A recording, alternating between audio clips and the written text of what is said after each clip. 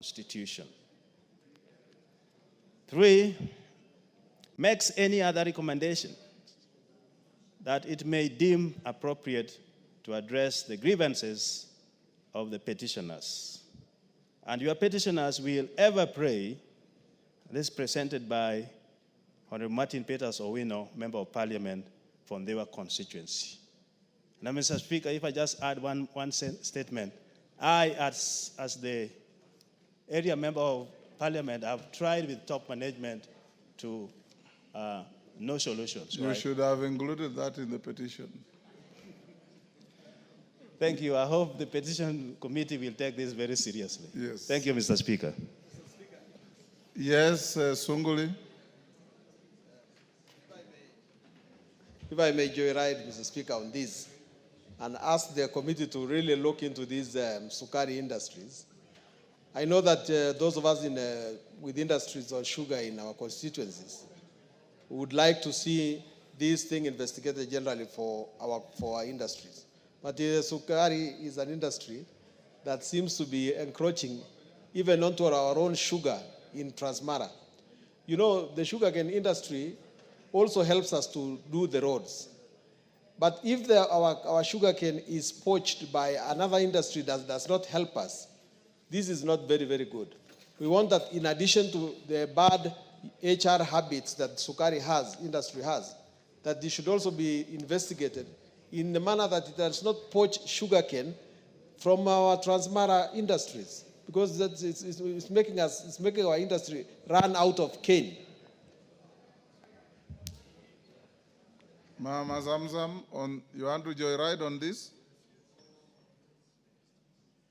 Mheshimiwa Spika, nikiweza kumuunga ndugu yangu Mheshimiwa Moses mkono, Mheshimiwa Martin, ningependa kusema hivi Mheshimiwa Spika.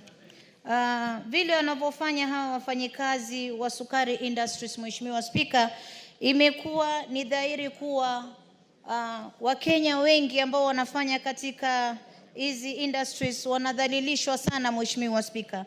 Ukiangalia hata kuingia katika union, na hata hii imefanyika hata Mombasa katika makampuni kule EPZ tulikuwa na hizi case Mheshimiwa Spika. Wafanyikazi wakitaka kuingia union wanakatazwa kwa sababu ile ndio sehemu peke yake ambayo wanaweza kutatuliwa matatizo yake. Mshahara uko duni kabisa, sio kulingana na sheria ya leba vile ilivyo Mheshimiwa Spika. Na pia hawapewi zile gears ama nitasemaje, zile nguo za kuvaa za kuweza kuwalinda kutokana na hatari zilizoko kazini Mheshimiwa Spika. Wengine kama ulivyosikia pia wanalipwa na M-Pesa. Sasa mtu anajiuliza hatima yake iko wapi? Mtu akipata matatizo makubwa anashindwa anaweza kusaidika namna gani? Hana union. NSSF pia naona pia walitolewa hawalipi ile ada ya NSSF. Kwa hiyo mimi naona hawa wafanyikazi hata kama walienda maandamano wamedhulumika sana na wanastahili wapate haki katika bunge hili, na hasa kamiti ambayo inahusika na masala haya muangalie kwa kina, muhakikishe kuwa wafanyikazi wa Kenya wanaangaliwa vizuri, hasa wale ambao wanafanya kazi za mkono wananyanyasika sana. Asante sana Mheshimiwa Spika. The petition is committed to the Committee on Public Petitions. Report back within 60 days. Is the chairman here? Yes, sir. Kagezi, yeah. Report back in 60 days, within 60 days. Well received, thanks. Thank you. Next order. Order number 5, papers. Majority Leader. Speaker, Honorable Speaker, thank you, Honorable Speaker. Honorable Speaker, I beg to lay the following papers on the table of the House today, Tuesday, April 8th, 2025. A, report on performance of the special groups, youth, women, and persons with disability from the Public Procurement Regulatory Authority. B, report of the Auditor General on Forensic Audit on the Kenya Airports Authority and Adani Airport Holdings Limited, Jomo Kenyatta International Airport Leasing Plan. C, reports of the Auditor General and financial statements for the year ended 30th June 2024 and certificates there in respect of 1, Affordable Housing Board, the 3 months period.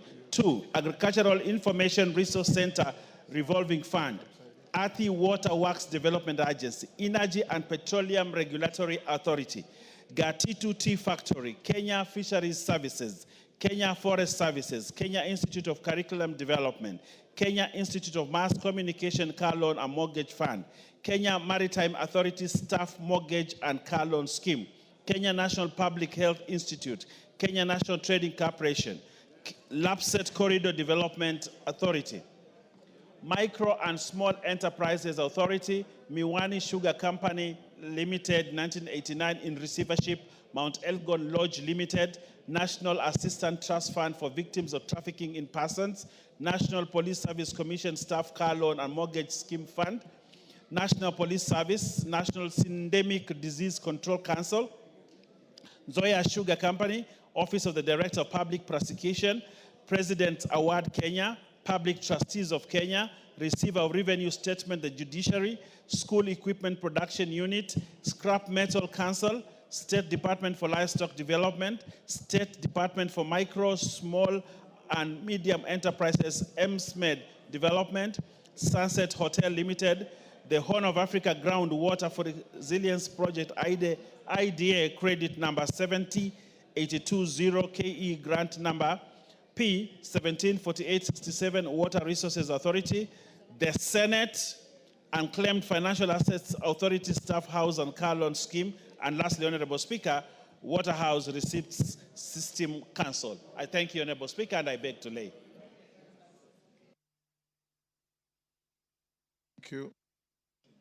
Chairperson, Committee on National Government Constituencies Development Fund, Sirma. Thank you, Honorable Speaker. Honorable Speaker, I beg to lay the following paper on the table of the House today, Tuesday, 8th of April, 2025.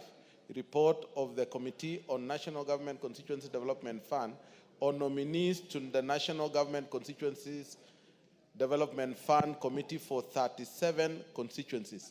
I beg to lay. Thank you. Chairperson, Departmental Committee on Finance and National Planning, Kimani. Honorable Speaker, I beg to lay the following paper on the table of the House today, Tuesday, the 8th of April of 2025. Report on the Departmental Committee on Finance and National Planning on its consideration of the Excess Duty Amendment Bill, National Assembly Bill number 7 of 2025. Thank you, Honorable Speaker. Chairperson, Jailak.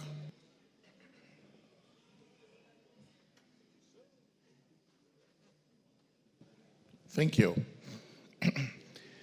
Thank you, Mr. Speaker. Honorable Speaker, I beg to lay the following paper on the table of the House today, Tuesday, 18th April 2025.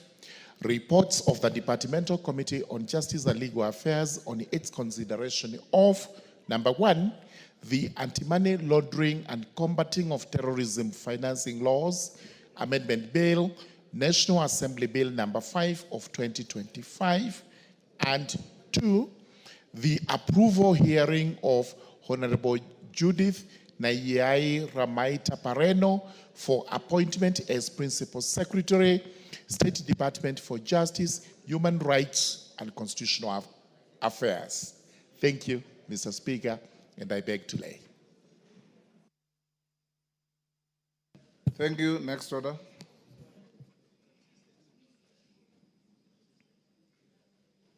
Order number 6, notices of motion.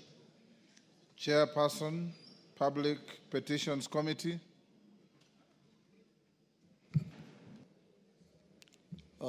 Thank you, Honorable Speaker. Honorable Speaker, I beg to give notice of the following motions. Number 1, that this House adopts the report of the Public Petitions Committee on its consideration of a public petition number 41 of 2023 regarding banning of TikTok in Kenya, laid on the table of the House on Wednesday, 25th September 2024. Number 2, that this House adopts the report of the Public Petitions Committee on its consideration of a public petition number 01 of 2023 regarding poor implementation of the Edu Afya medical scheme in public schools, laid on the table of the House on Thursday, 7th December 2023. Number 3, that this House adopts the report of the Public Petitions Committee on its consideration of public petition number 11 of 2022 regarding pollution of River Athi, laid on the table of the House on Thursday, 11th April 2024. And lastly, number 4, that this House adopts the reports of the Public Petitions Committee on its consideration of the public petition number 7, 57, 70, 71 of 2023 regarding gazettement of Rachuonyo North, Nyatike West, Nyatike North, and Nyatike South, Chonyi, and Chepalungu, sub-counties or hardship areas, respectively, laid on the table of this House on Tuesday, 11th June, 2024. Mr. Speaker, I beg to move. Thank you.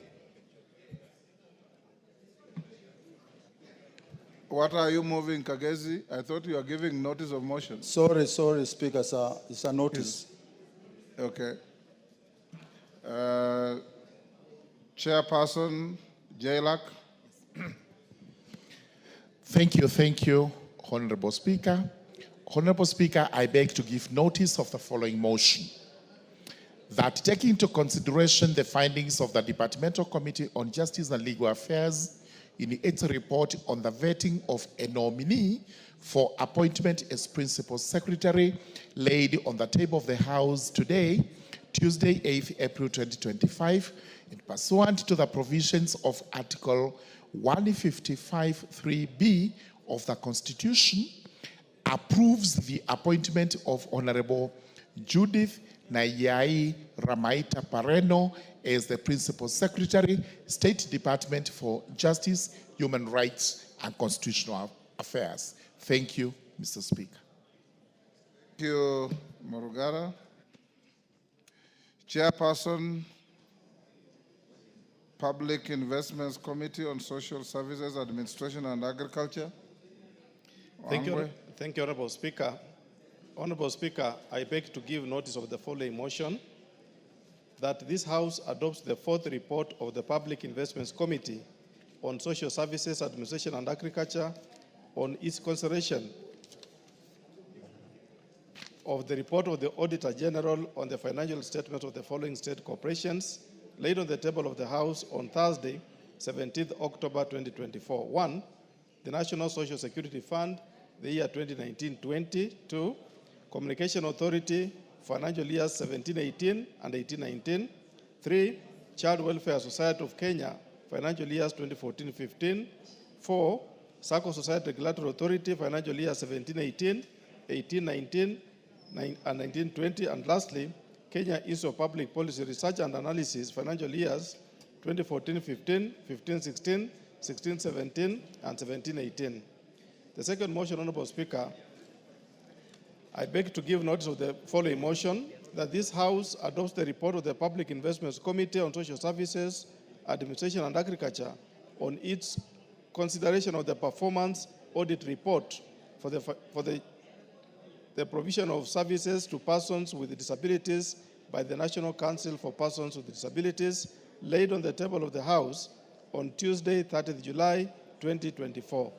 Thank you, Honorable Speaker. And the last motion, Honorable Speaker, I beg to give notice of the following motion, that this House adopts the 3rd report of the Public Investments Committee on Social Services, Administration, and Agriculture on the consideration of the report of the Auditor General on the financial statements of the following state corporations, laid on the table of the House on Tuesday, 30th July, 2024. 1, Kenyatta National Hospital, the year 2018-19 and 19-20. Kenya Medical Supplies Authority, the years 2017-18 and 18-19. Kenya Veterinary Board, financial years 2018-19, 19-20, and 2020-21. National Authority for Campaigns Against Alcohol and Drug Abuse, financial years 17-18, 18-19, 19-20, and 2020-21. And lastly, Kenya Broadcasting Corporation, financial years 2001, 2001, 0102, 0304, 0305, 0304, 0405, 0506, 0607, 0708, 0809, 0910, 2010-11, 011-2012, and lastly, Honorable Speaker, 2012-2013. Thank you, Honorable Speaker.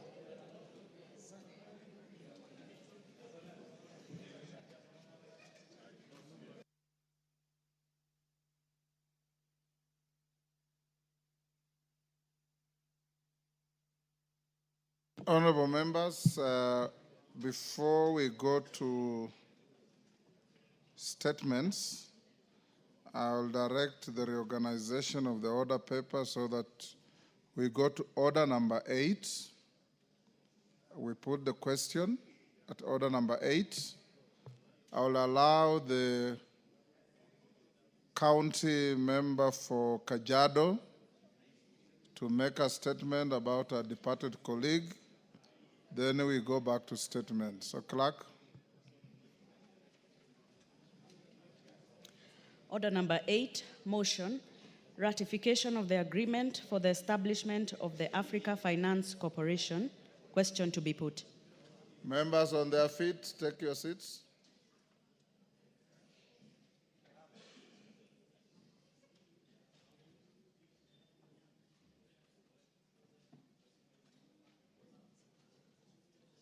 Member for Garissa, take your seat.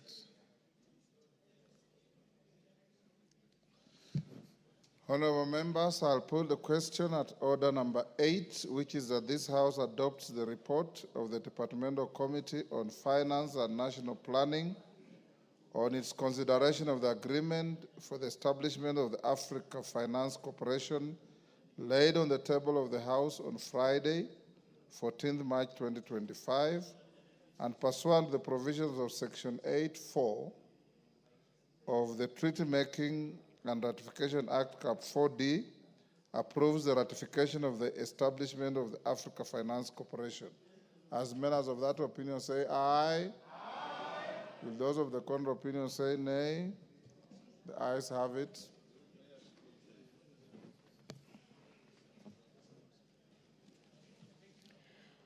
Order number 7, questions and statements. We'll start with the Sangaire.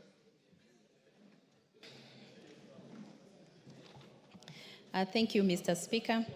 I have a statement on the passing on of Honorable Janet Maranya Teya. Honorable Speaker, pursuant to the provisions of Standing Order 259D-2, I rise to pay tribute to the former Kajiado County Women Representative, the late Honorable Janet Maranya Teya. Honorable Speaker, the late Honorable Janet Teya passed on Monday, 7th April 2025. The late Teya was born on 28th September 1980 in Ilkilorit in Kajiado County. She began her education in Africa Inland Church Kajiado School in 1987 and sat for her Kenya Certificate of Primary Education in 1995. She later joined the Nomatasiani Secondary School and completed her Kenya Certificate of Secondary Education in 1999. She proceeded to pursue a certificate in accountancy technician in 2022 at the Maasai Technical Training Institute. Noting that she lost her ability to walk at the age of 5, she bravely surmounted the obstacles that hinder persons living with disabilities, becoming a role model to many in her community. The late Honorable Teya built on her success by working up on uplifting the status of women and people with disabilities upon graduation. Honorable Speaker, the late Honorable Janet Teya joined politics upon nomination by the National Alliance Party, TNA, to represent the interests of those with disabilities in the House during the 11th Parliament. She bet all odds and she was elected as the women representative for Kajiado County in 2017. During her tenure in the 12th Parliament, she dedicatedly served in the Departmental Committee on Labor and the Committee on Regional Integration. The late Honorable Teya brimmed the epitome of resilience and advocated for persons with disabilities in the county and specifically in Kajiado County. After exiting politics the late Honorable Teya joined the National Government Constituency Development Fund as a board manager, where she served until her untimely death. Honorable Speaker, on behalf of Kajiado County and the women leadership of this House, I extend our deepest condolences to the family of the late Honorable Janet Teya, the people of Kajiado County, and the nation at large. I pray that the soul of our departed colleague rests in eternal peace. I thank you, Honorable Speaker. Thank you, Honorable Sangaire. Musa Sirma. Give Musa Sirma the mic. Mr. Speaker, I join the Honorable member for Kajiado in condoling of the passing of Janet Teya, who was a member of the National Constituency Development Fund Board. Mr. Speaker, Janet Teya appeared before our committee to vet her during her appointment by the Minister of Finance. Mr. Speaker, Teya was a very hardworking lady who did all what she could do to make sure that she attended all meetings and functions of the National Government Constituency Development Fund Board. We've met in several meetings, and she has been she had a lot of passion in serving that committee, Mr. Speaker. Therefore, on behalf of my committee, I wish to pass our sincere condolence to the family of Janet Teya. Thank you, Mr. Speaker. Dorothy. Thank you, Honorable Speaker. Honorable Speaker, I too would wish to join my chair, Honorable Rea, and the entire county of Kajiado for the loss of this great lady. Mr. Speaker, it is important to note that this is a lady who deferred all horns to do what she could do despite the condition that she lived with. This is a great encouragement to show that disability is not inability, Honorable Speaker. And I want to say, pole sana to the family, and may God give them solace during this very difficult time as they mourn their loved ones. Thank you, Honorable Speaker. Bokose. Honorable Speaker. A minute each, because I can say a few. Honorable Speaker, I want to join my colleagues in mourning the passing away of Honorable Teya. Teya was nominated as a member of parliament in the 11th parliament, and in the 12th parliament, she was elected as the women member of parliament for Kajiado. Very hardworking, humble lady. She used to sit at the back there. And Honorable Speaker, may her soul rest in eternal peace. Donya. Thank you, Mr. Speaker. From Kisii County, I also rise to send my message of condolence to Kajiado County. In most cases, Mr. Speaker, when people do the introductions and one says, this is my third term as nominated, it doesn't sync well with our ears, because if you go through the history of Honorable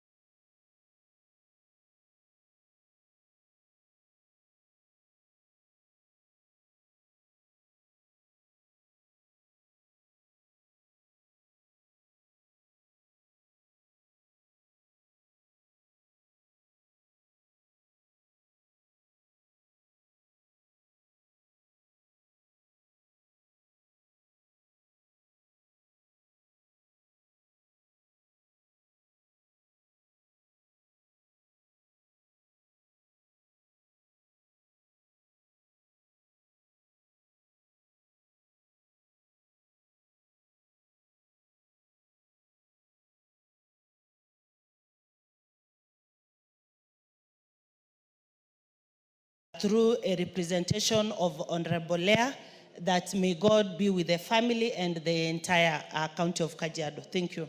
Milemba. Well, thank you, Honorable Speaker. On behalf of myself and the people of Emuhaya and the Labour Committee of the 12th Parliament, I want to actually convey my condolences to the family of the Honorable Teya. Teya and I and others, Koyode. We served for 5 years, and in 2017 she ran in Kajiado and was elected. And Teya had strength. She had, she had the passion to serve the people of Kajiado, and she was just what you could describe as a true powerhouse. May her soul rest in peace, and may perpetual light shine upon her. Ferdinand. Thank you, Mr. Speaker, for giving me the chance to say pole to the Kajiado people, because Janet, we were together with her on 12th and the 13th and 14th and the 12th Parliament, and she was a very active member of this House. I just take this opportunity on my own behalf on the people of Kwanza and Trans Nzoia County to say pole to the family, and may her soul rest in peace. Thank you. Thank you, Mr. Speaker. Mr. Speaker, Janet was a very strong, resilient, and pragmatic leader. Mr. Speaker, Janet was born to a pastoralist family. Mr. Speaker, you understand with the challenges that she faced, going to school at that particular time, and later on, clearly providing leadership. It's a clear demonstration that his ability is not inability. I want to join her family and say pole, and I hope many ladies from the pastoralist community, led by the chair of the parliamentary women caucus, will clearly emulate what Janet has done and ensure that many of our girls go to school and demonstrate this hidden leadership, God-given leadership. May her soul rest in peace. Member for Embu County. Daboen. I have one, actually. Yes. Give Daboen. Thank you, Honorable Speaker. I want also to take this opportunity to mourn with the people of Kajiado County for the loss of their loved one. And on behalf of the Embu County community, I want to send my sincere condolences to the family and the entire county of Kajiado. And above all, as we recognize this great lady who, against all odds, was able to make good leadership in terms of what she actually did in the parliament. We are praying as parliament that indeed we may be able to emulate what she used to do and what she was able to achieve. And again, above all, I want to say that disability is not inability. She was able to do great things, and we are able to recognize today. So on my own behalf and on behalf of Embu County, my sincere condolences to the entire Kajiado community. Thank you, Honorable Speaker. Women Rep Trans Nzoia.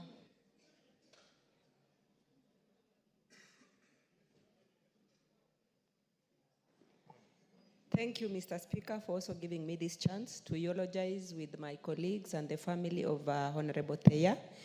And I must say that I didn't know her in person, but from what my colleagues have said, I must say that I'm proud of her, because being nominated the first time and you think of going for an elective seat after that, that is an encouragement, and that is what we are looking into any other member of parliament who is nominated to make an effort to vie for those seats, so that we encourage others also to continue competing in these elective seats. With that, Mr. Speaker, I say may her soul rest in peace. Thank you. Weda. Asante Bwana Spika. Kwa niaba yangu, familia yangu na watu wangu ninaowakilisha Lamu Mashariki, natoa rambirambi zangu kwa familia ya Mheshimiwa Teya. Mheshimiwa tulikuwa naye bunge la 12 na tulikuwa kwa kamati moja. Alikuwa mtu mzuri. Natoa pole kwa familia na Mungu aiwezeshe kujaza ile pengo ameacha. Asante Bwana Spika. Makali Mulu. Thank you so much, Honorable Speaker. Honorable Speaker, on my own behalf, on behalf of the good people of Kitui Central, I also want to join my colleagues in sending my sincere condolences to the family of Mheshimiwa and the people of Kajiado County. Honorable Speaker, I served with the Mheshimiwa in the 11th Parliament and the 12th Parliament. In the 11th Parliament as a nominated member of Parliament, and the 2nd Parliament as an elected member of Parliament. And Honorable Speaker, just as colleagues are saying, the commitment which was demonstrated by Mheshimiwa when she was a member here, Honorable Speaker, is not expected of somebody living with disability. But she went out of her way really to show that commitment and serve faithfully the people of Kajiado County.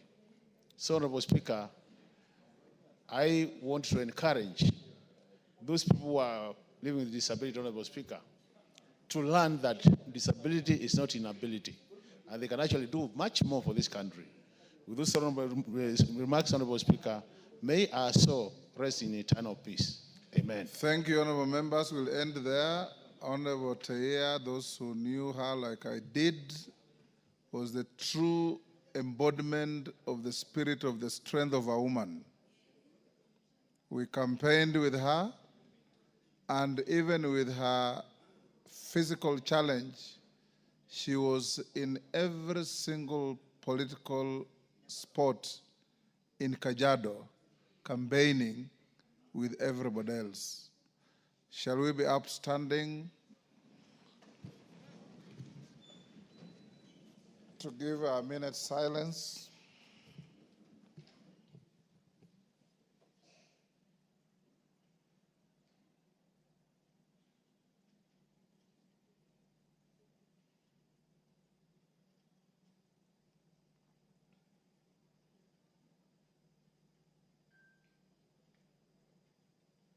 May her soul rest in eternal peace. Amen.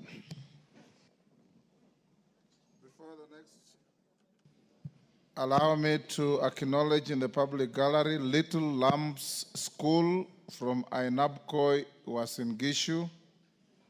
On your behalf and on my own behalf, we welcome the Little Lambs to the House of Parliament. We go on with the statements. Honorable Kakai Bissau.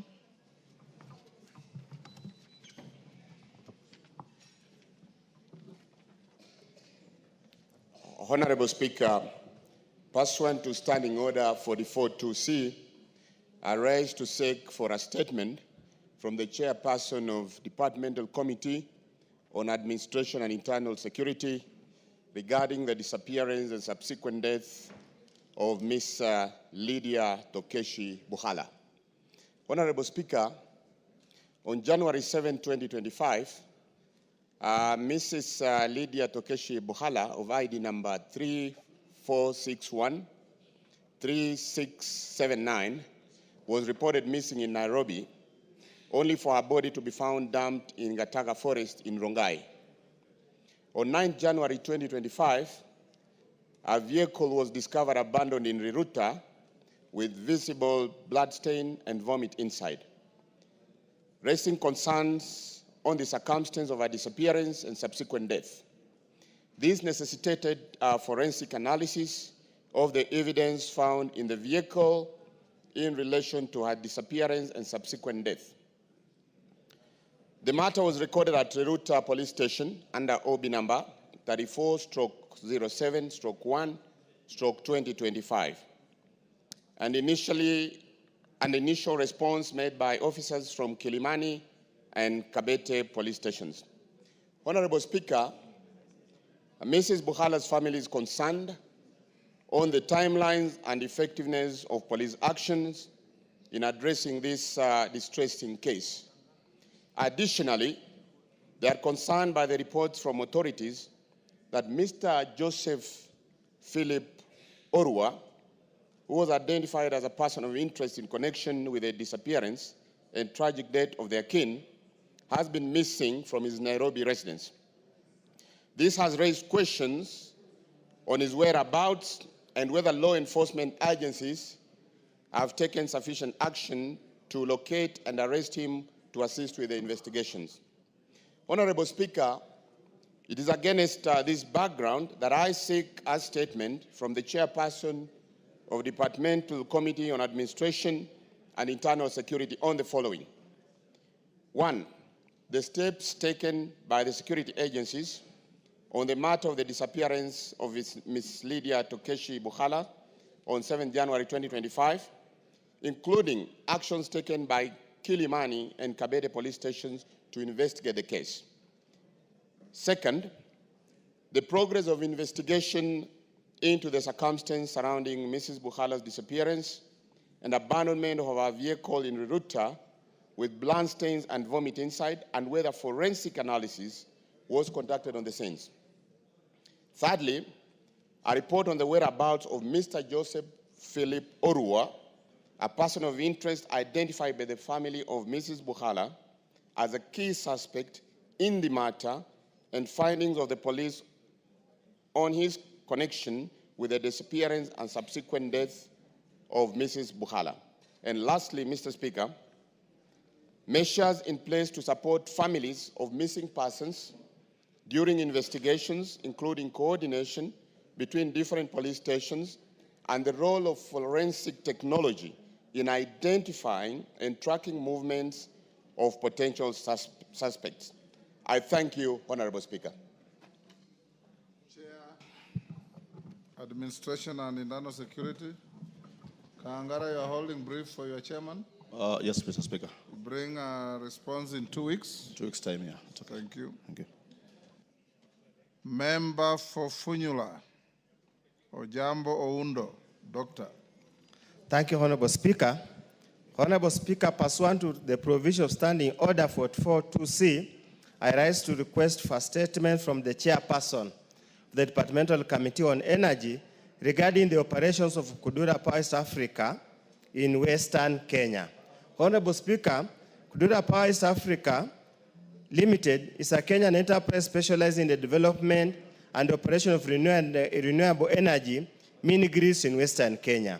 Its primary focus is providing reliable and affordable electricity and clean water to rural communities.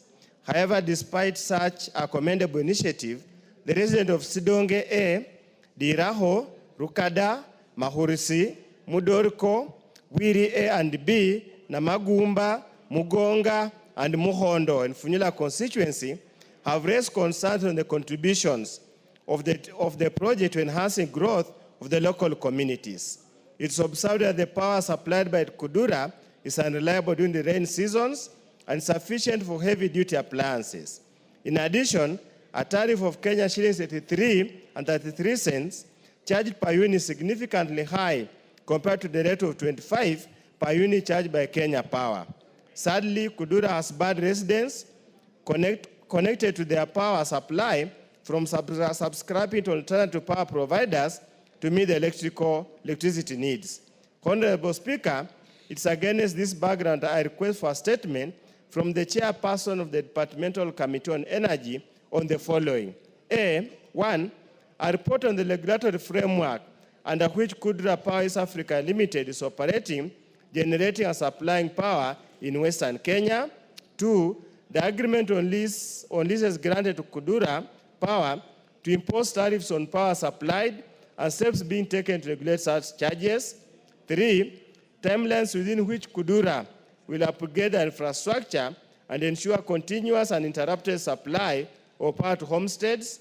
And finally, Honorable Speaker, a report on the terms of agreement between Kudura Power East Africa Limited and the government, including whether the terms are subject to review to allow alternative service provider to supply power alongside Kudura. I thank you, Honorable Speaker. Chair Energy. Where is Gikaria? Member of committee? Majority Leader. Majority Leader. Direct the Chair Energy to bring this response in 2 weeks. Most obliged. Yes, Donya, what is it?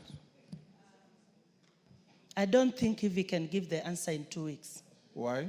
I made a statement before we went for recess. He said he was going to give in 2 weeks. It was ending today. He's not even in the House, Mr. Speaker. So I doubt if they will give that feedback in 2 weeks. Thank you.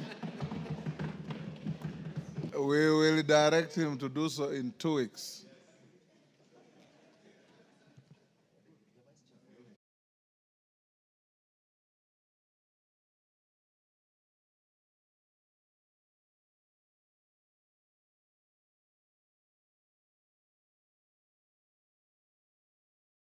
Committee. They said Mr. Lemite confirmed that the land in question had changed ownership with the knowledge and assistance of key public officials, including the former Okejodo County Council and the Kajiado County Executive Committee member for lands. This raises serious concerns about potential abuse of office and collusion in the illegal misappropriation of community land, calling for justice and protection of the ancestral land for members of the Mbolioi Group Ranch. Honorable Speaker, it is against this background that I request for a statement from the chairperson of the Departmental Committee on Lands on the following. 1, a report on the steps that the Ministry of Lands is taking to investigate the fraudulent transfer of parcel number 67 in Kajiado County, Isinya MRTC demonstration farm. 2, measures being put in place by the Ministry of Lands to reverse the illegal transaction and restore the land to its rightful public status. And 3, actions being taken to bring to account public officers involved in facilitating illegal transfer of public land to prevent similar cases. I thank you, Honorable Speaker. Yes, Chair Lands. Lands. Nyamoko? Any member of that committee?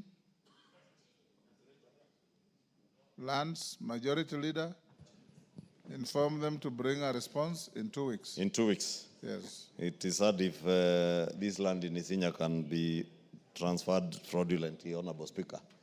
I'll ask the chair or the vice chair to bring it in exactly 2 weeks. Thank you. Response to a statement requested by Joseph Munyoro, MP Kigumo. Kahangara, you said you are holding brief for your chairman. Yes, So Mr. go Speaker. ahead and respond. Thank you, Mr. Speaker. I wish to respond to a statement regarding the disappearance of persons.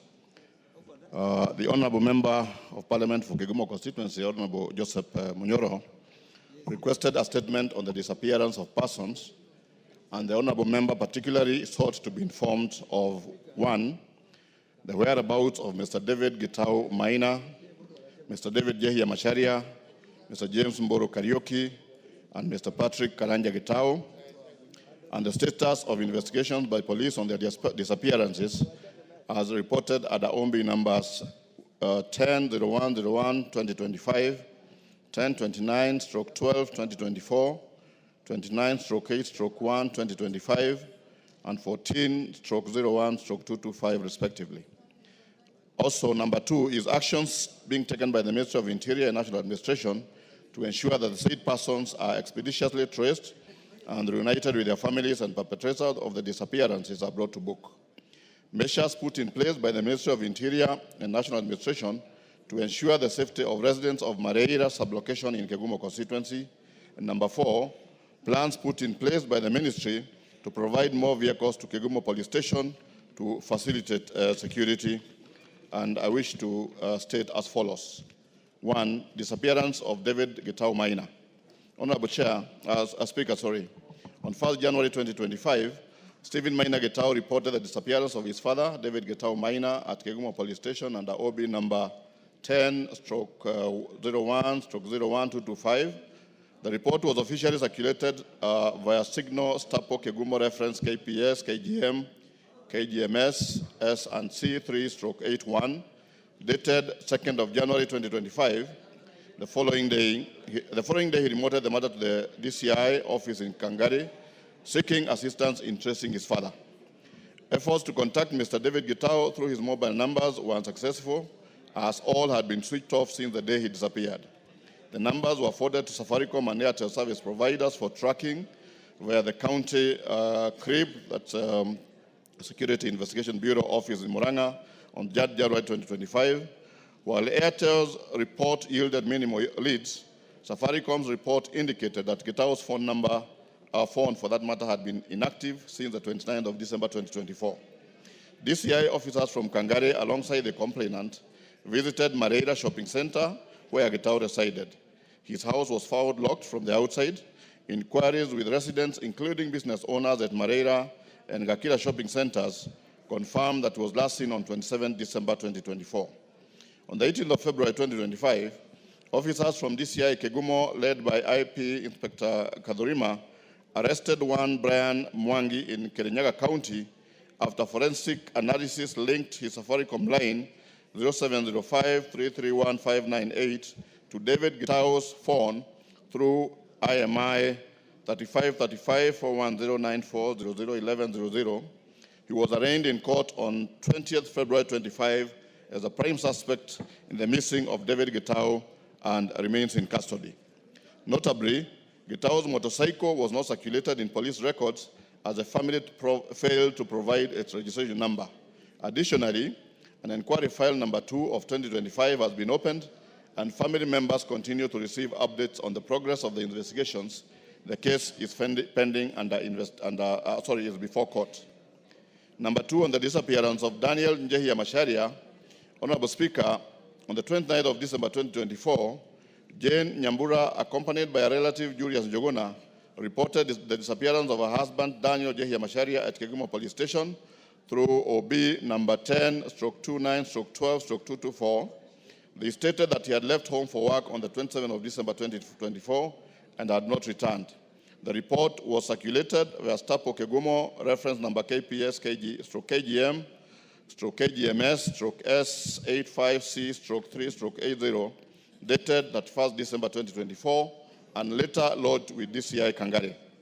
Investigations revealed that his mobile numbers had been switched off.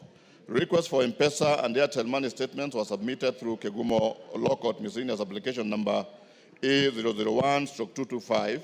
Safaricom's report showed his last M-Pesa transaction was on 25th December 2024, while no transaction had been reported on his Airtel line. DCI officers visited Greenview Bar in Ikombe, where Macharia was last seen. Statement from bar attendant confirmed his presence on 27th of December 2024, consistent with the family's report on when he went missing.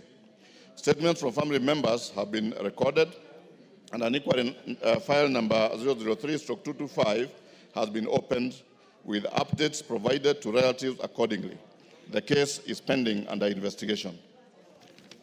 On the disappearance of James Mboro Kariuki, Honorable Speaker, on the 8th of January 2025, Ditex Ngure and John Kihara, residents of Irima Village, reported the disappearance of their brother James Mboro Kariuki at Kangari Police Station through OB number 29/8/01/2025. He was last seen at home on the evening of 1st January 2025.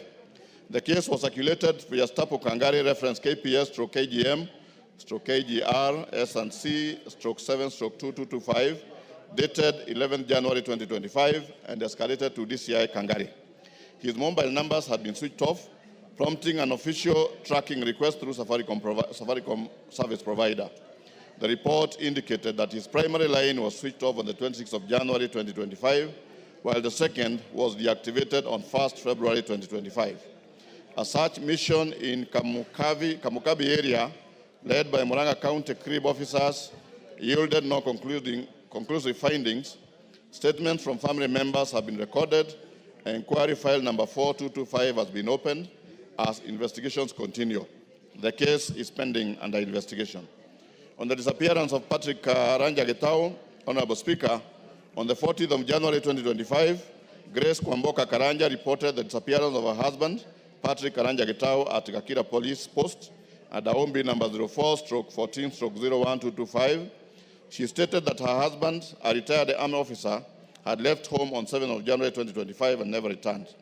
This case was formally circulated via Stapo Kegumo, reference KPS/KGMS/S85C/3/80, dated 15 January 2025, and was later reported to DCI Kangare. His 3 mobile numbers were all switched off. Forensic tracking requests were submitted to Safaricom and Airtel, with reports confirming that 2 of his numbers were last active on the 6th of January 2025. On the 29th of January 2025, DCI officers led by Kangare Sub-County Criminal Investigation Officer visited Patrick's home and conducted a thorough search, but no significant findings emerged. Statements from family members have been recorded, and an inquiry file number 5 of 2025 opened. The case is still pending an investigation. On actions being taken by the Minister of Interior and National Administration to ensure that the said persons are expeditiously traced and reunited with their families, and perpetrators of their disappearances are brought to book. Honorable Speaker, investigations into all 4 missing person cases are ongoing, with efforts focused on forensic analysis, witness statements, and other leads. Arrests have already been made in the connection with David Gitau minor's disappearance, while the other cases remain under active inquiry.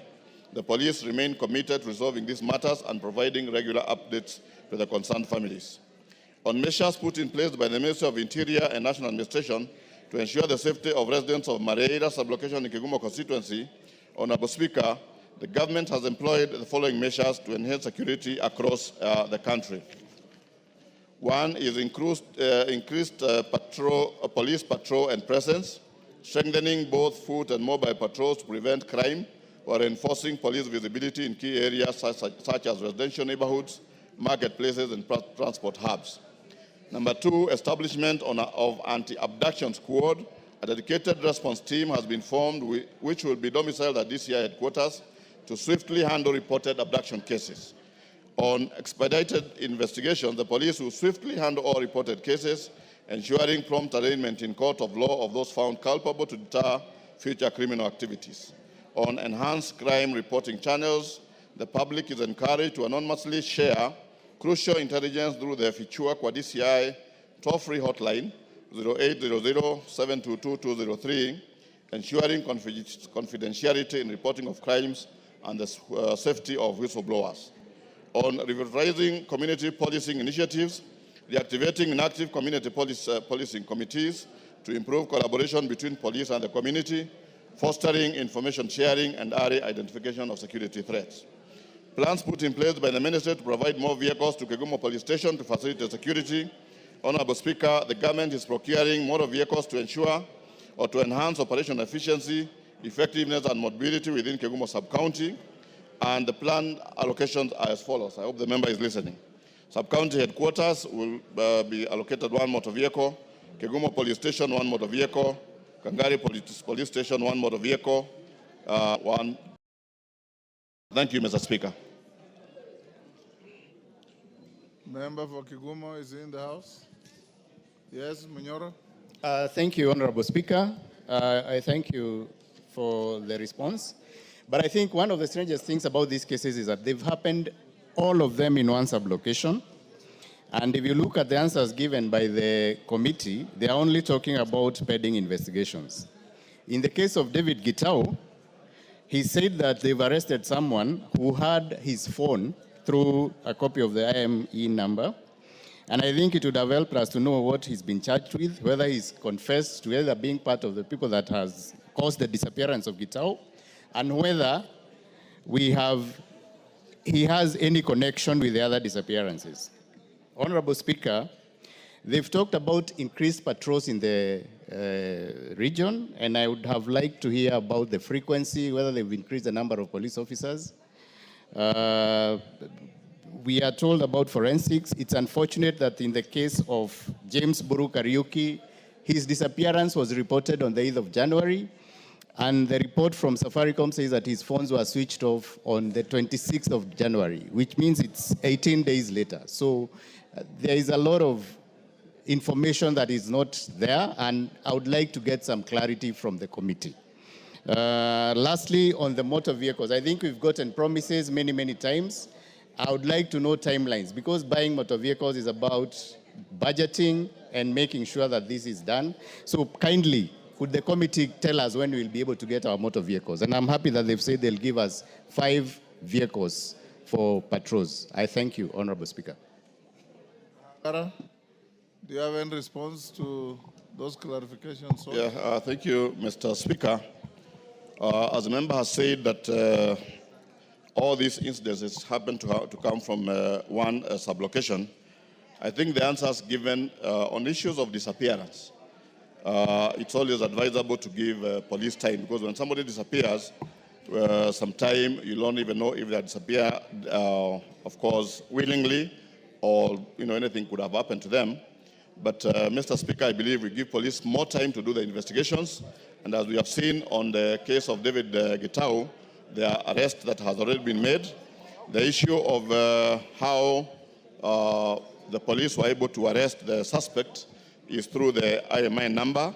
And I think that indicates that indeed the police are working, and they have indicated that they will continue looking for the other persons through forensic ways. The issue of increased patrols, Mr. Speaker, I think that depends very much on the strength of the police officers in that particular area. And I can tell this House that now that we are going to do the budgeting, as a committee, we are requesting that we get more funding to be able to recruit more police officers, and that will help us to increase the strength of officers in particular areas. On the issue of motor vehicles, as you are aware that initially the government had entered into some contract of hiring the vehicles, and because of some issues, the government now plans to buy motor vehicles. And I can assure you, I can assure the member that this problem of motor vehicles is across the country, and as promised through the Minister for Interior, you'll be able to get the vehicles that are promised for your particular area. Thank you, Mr. Speaker. Thank you. Next order. Hold on. Yes, Bowen. Thank you, Mr. Speaker. Mr. Speaker, sometime last year, around November, I drafted a question on the issue of Parliamentary Service Commission, especially the oversight. And Mr. Speaker, this is something I want to ask your indulgence and also advice, at the same time also give us a direction, because it is also a constitutional question. Mr. Speaker, the Article 95, Sub-Article 5B of the Constitution provides the National Assembly function of oversight, Mr. Speaker. Bowen, you're saying you already asked that, requested for that statement? No, I'm saying, Mr. Speaker, I did draft that question before the table office, and I signed the statement, and up to now I have not seen that statement. And that's why I'm saying I'm seeking your direction, because it is also a constitutional question. Drop a copy of your statement to the clerk. It will be dealt with and processed accordingly. It's okay, Honorable Speaker, because it was to do with the oversight of Parliamentary Service Commission, because we have concerns as members, and when we talked with our colleague, the chair of members' welfare, Mr. Speaker. In any case, Honorable Bowen, if you take your seat, if you are here when we were starting this session, I did direct the House that questions and statements asked and raised or requested for in the last session lapsed with the session, if you may recall. And I directed and advised that those members whose questions and statements had collapsed that way had an opportunity to go and resurrect them. So all you need to do is, you know the Resurrection Center. You can go and resurrect the request, then it will be processed in the normal manner. Is that okay? Thank you, Honorable Bowen. Next. Order number 9, the Pyrethrum Repeal Bill, National Assembly Bill number 40 of 2024, first reading. A bill for an act of parliament to repeal the Pyrethrum Act and for connected purposes. Order number 10, the Virtual Asset Service Providers Bill, National Assembly Bill number 15 of 2025, first reading. A bill for an act of parliament to provide for the legal framework to license and regulate the activities of virtual asset service providers and for connected purposes. Order number 11, motion, consideration of nominees to 37 National Government Constituency Development Fund committees.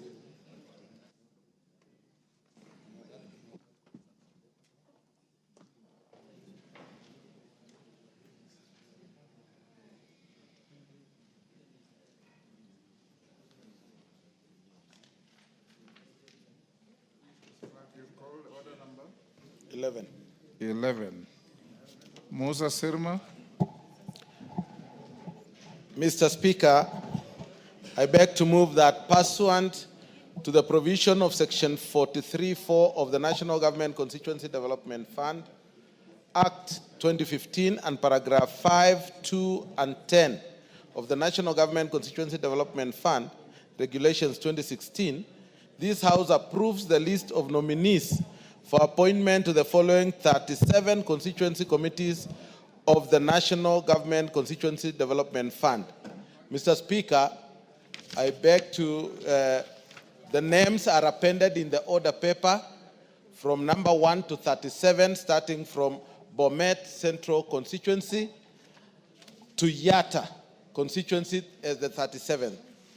Mr. Speaker, the names of the various committees within in the constituencies so far received, we have now a balance of 74 which are with the board, which they will be able to finish within the next few days. But 16 constituencies have not submitted at all. I want to urge those constituencies to expedite the process and deliver those proposals they want to be approved by the House so that we can be able to bring them and gazette them together. Mr. Speaker, we are also, as members of parliament from the various constituencies, are still requesting that the funding so far, we are way back from the list which was brought here last week from Treasury.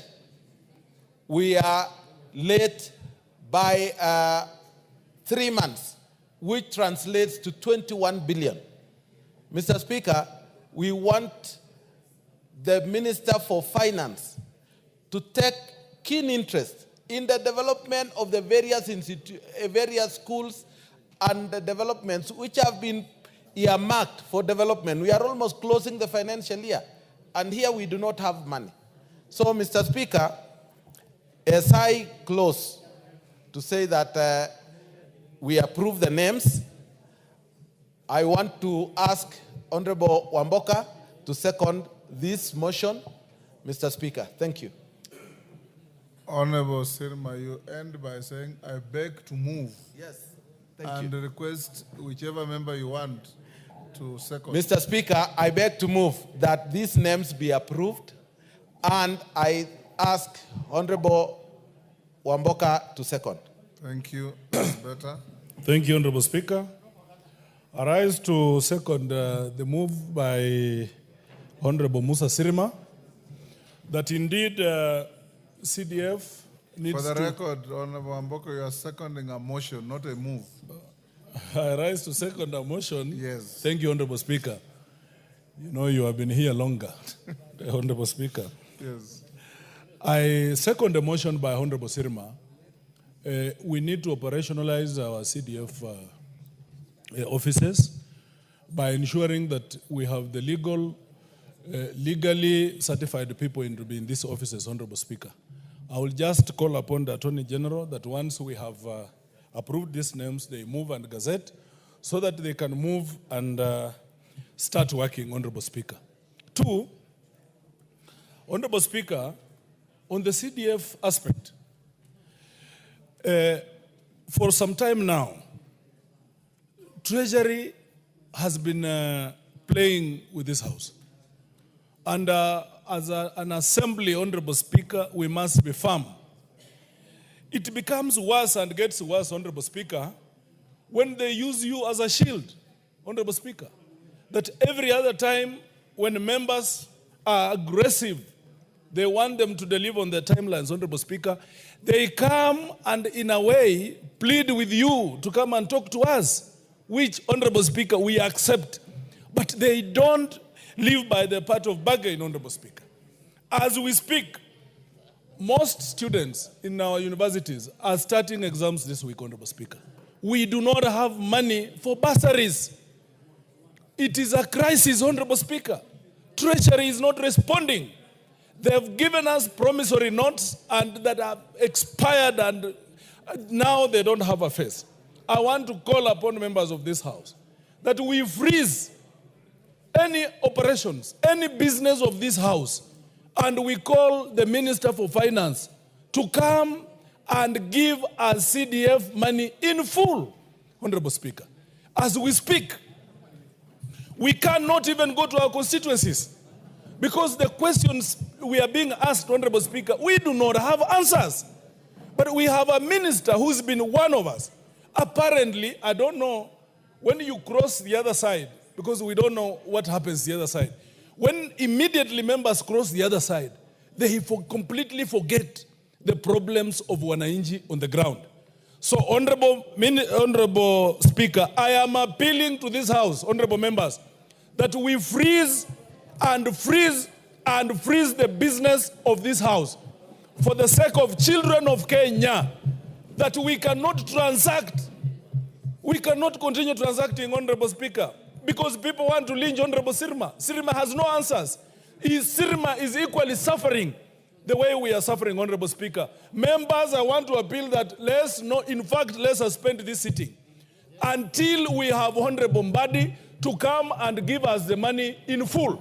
And Honorable Speaker, for now, we want to appeal to you that remove that shield they have been using, because they know we respect you, Honorable Speaker. They come through you. Tell Mbadi to come and tell us where is the money.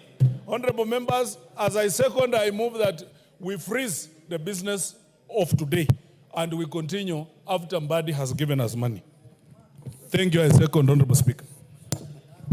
Honorable members, for the record, before I propose the question, since last week's mention of a similar issue and the concern that the distinguished member for Bumula is raising, I directed the clerk to get in touch with the PS Finance.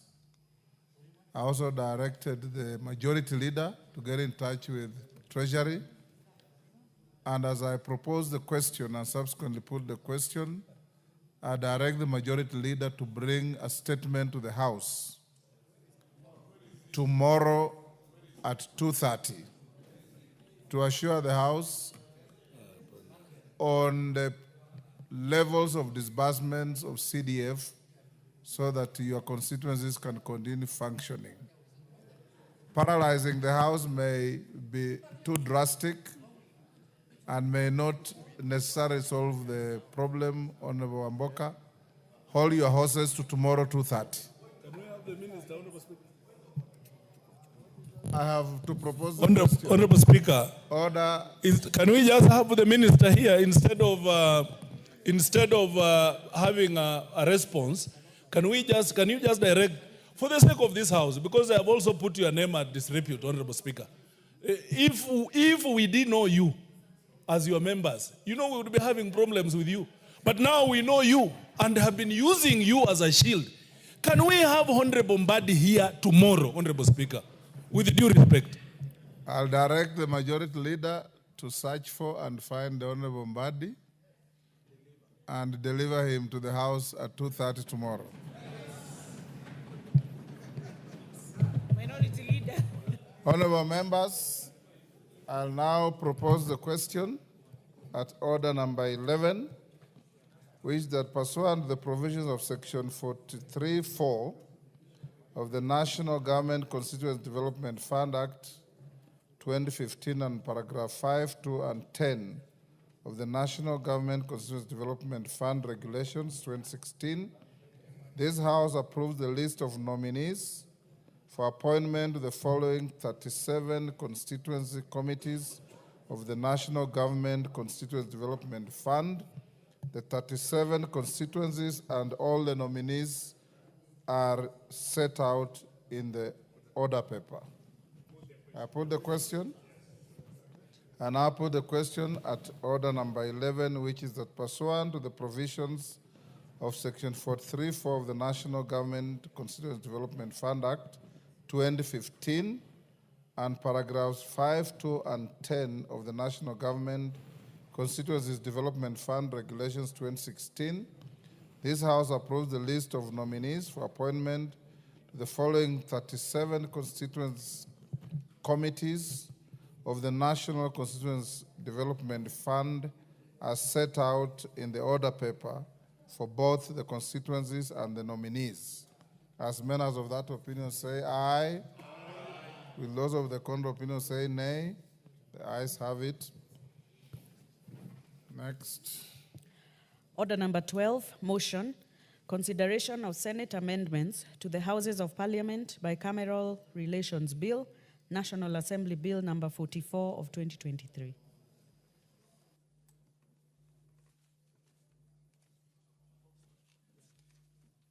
Honorable members, as we go to order number 12, once we dispose of order number 12, the manner in which we dispose of order number 12 will determine the fate of order number 13. Then we have order number 14, which I'm told is a very short order. After that, I'll direct that we reorganize the order paper to move order number 17 to precede order number 15, and thereafter we shall move sequentially as listed on the order paper. Chepkonga. Thank you very much, Honorable Speaker. Honorable Speaker, I wish to move that the Senate amendments to the Houses of Parliament Bicameral Relations Bill, National Assembly Bill number 44 of 2023 be now considered. Mr. Speaker, this is a bill that originated from this House. This is a bill that contains a raft of proposals, Mr. Speaker, to guide the bicameral relations between the two houses. Mr. Speaker, I will be requesting the House to agree with the Committee of Justice and Legal Affairs to reject the proposed amendments from the Senate. Because those amendments, Mr. Speaker, water down the bill and seeks to amend the Constitution through the back door. Mr. Speaker, just to recast what were the issues that were contained in the bill that we passed in this House. Mr. Speaker, this bill was first published in 2023. And Mr. Speaker, the bill sought to amend, sought to give effect to Articles 109, 110, 113, 114, and 118 of the Constitution to foster the bicameral relations by prescribing procedures for ensuring seamless consideration of the legislative business of both houses of Parliament. In particular, Mr. Speaker, the bill sought to outline a framework to implement Article 110 of the Constitution, which has been a basis of disputes between the two houses. As you know, Mr. Speaker, this particular article has been of serious and tremendous contention between the two houses as to the manner in which we should consider various bills in light of Article 110(3) of the Constitution. Number two, Mr. Speaker, the bill that was sent to the Senate proposed parameters for the speakers of parliament to consider when determining whether a bill concerns county government. And thirdly, the bill sought to encourage collaboration by permitting co-sponsorship of bills between members of the National Assembly and the Senate. It also outlines procedures for joint proceedings, mediation, and joint committees of Parliament. Mr. Speaker, as you are aware, there has not been a procedure in the standing orders of both houses, the National Assembly and the Senate, that allows members of both houses to sponsor a bill, to co-sponsor a bill. As it is, like for instance, we were seeking to co-sponsor the constitutional amendment on the entrenchment of the various funds in the Constitution. But the standing orders do not allow members of the other house to co-sponsor that bill with us, Mr. Speaker. And fourthly, the bill proposed that was passed and sent to the other house for joint public participation. As you are aware, Mr. Speaker, the various committees have been, this house has been conducting public participation on a number of raft of bills. And the other house, the Senate, Mr. Speaker, considers also the bills that touch on the counties that are sent to the other house. And they restart the whole process of Article 118, wasting public funds. And so this bill was seeking to introduce a procedure for ensuring that we do not duplicate public participation in an effort to pass a number of bills. And finally, Mr. Speaker, the bill also required both houses, to adopt what we call alternative dispute resolution. Mr. Speaker, as you are aware, there has been a rush by the other house in many instances to seek court's interpretation on a number of issues that this house has passed. This house has never taken the Senate to the judiciary or to judicial process. Mr. Speaker, instead of us sitting down and agreeing on our issues, Mr. Speaker, the Senate has been rushing to the courts of law to seek protection from the judiciary, which is another arm of government, instead of people seeking to resolve their issues that are of interest to the people of Kenya. Mr. Speaker, this has been completely out of order, and this bill sought to resolve those issues, Mr. Speaker. And having considered the amendments, having the Department Committee on Justice and Legal Affairs, having considered the amendments, they are proposed to reject the amendments as proposed by the Senate. And Mr. Speaker, I will be requesting the Honorable Murugara to second this particular motion, and he will give the reasons for proposing the rejection. I have gone through the report, Mr. Speaker, and the report, Mr. Speaker, is very succinct and very cogent in the reasons that they are provided for the rejection of the proposed amendments to the bill that was approved by the House. Honorable Speaker, I am in complete agreement with that report. Mr. Speaker, so that we do not spend a lot of time, I just want to truncate to what I consider to be very important. Mr. Speaker, in the recent decision by the Supreme Court, arising from an appeal from the Court of Appeal by the Senate, in which it had sued the National Assembly on a number of bills that had been passed by this House without referring them to the Senate, in which we considered, Mr. Speaker, that there were bills that had nothing to do with the county governments. And Mr. Speaker, they took us to the High Court in the first instance. And the High Court invalidated 23 acts of parliament that had been passed by this House. The Court of Appeal similarly also made an attempt to invalidate those legislation. But when we go to when the appeal went to the Supreme Court, Mr. Speaker, the Supreme Court, in its decision and finding, found that 21 acts of parliament had nothing to do with the Senate, including the National Constituency Development Fund. They found these particular legislations to have been within the remit of the National Assembly.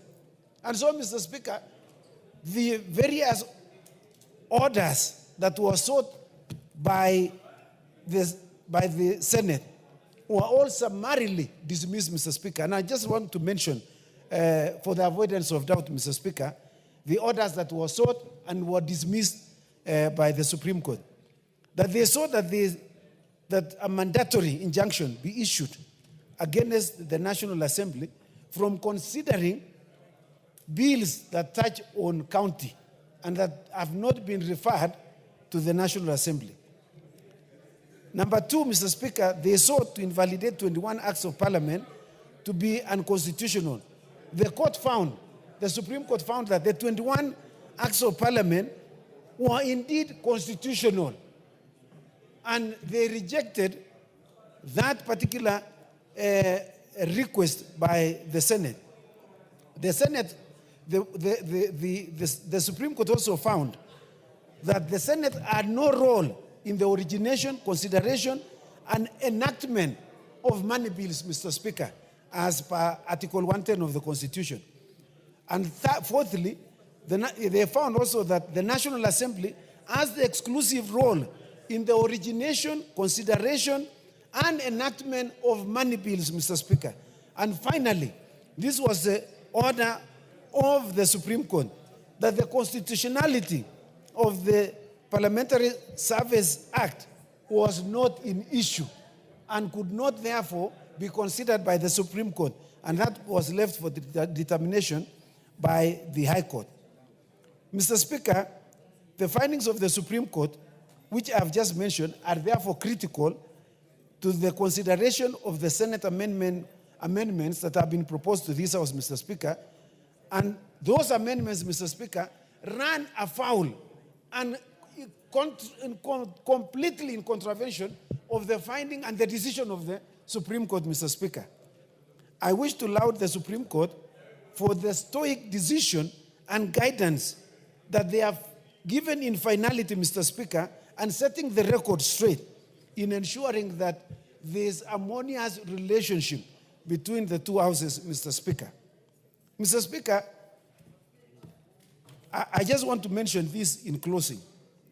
Mr. Speaker, recently we passed a request from the IEBC selection panel in which they sought for an extension of 14 days.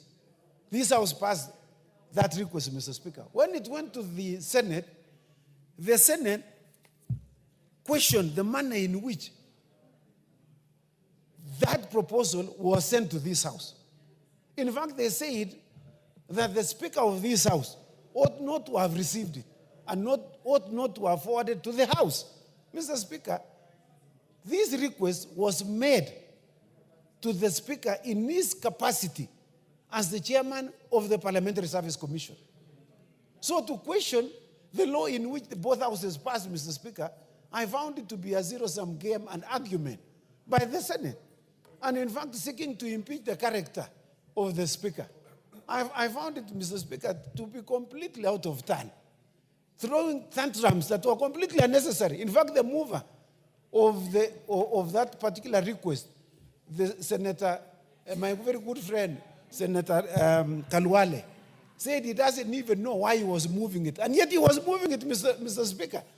In fact, I thought a little bit, and I thought, is it a joke or something like that of the century? That someone is moving a request and he says he doesn't know why he's moving it. And they eventually passed it, Mr. Speaker.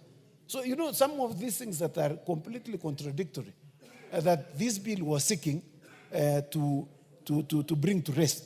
And so, Mr. Speaker, I'd like to request this House that we completely agree with the proposals of the Committee of Justice and Legal Affairs to reject the amendments that have been proposed by the Senate, because it seeks to amend the Constitution through the back door. They are seeking to amend Article 109(3) of the Constitution. They are seeking to amend Article 114 of the Constitution. They are seeking to amend Article 110 of the Constitution that gives power to this House. Mr. Speaker, we were not proposing this bicameral relations bill so that the Senate proposes amendments that will water down the constitutional provisions without amending the Constitution.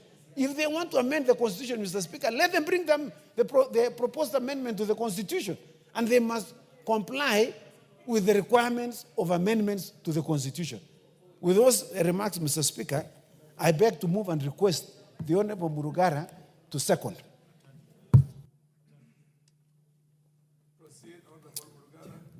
Thank you very much, Mr. Speaker. Mr. Speaker, allow me to second this motion and advise the House that when the vote is called, we will be rejecting that motion, that the proposed amendments by the Senate should not be considered, such that those amendments will actually be lost and the motion will also be lost. Mr. Speaker, sir, I must start by stating that I have read the judgment of the Supreme Court delivered on the 21st of March 2025 while we were away on short recess. And allow me, Mr. Speaker, sir, to laud the Supreme Court for having resolved a dispute that had dragged in for 6 years between the two houses of Parliament.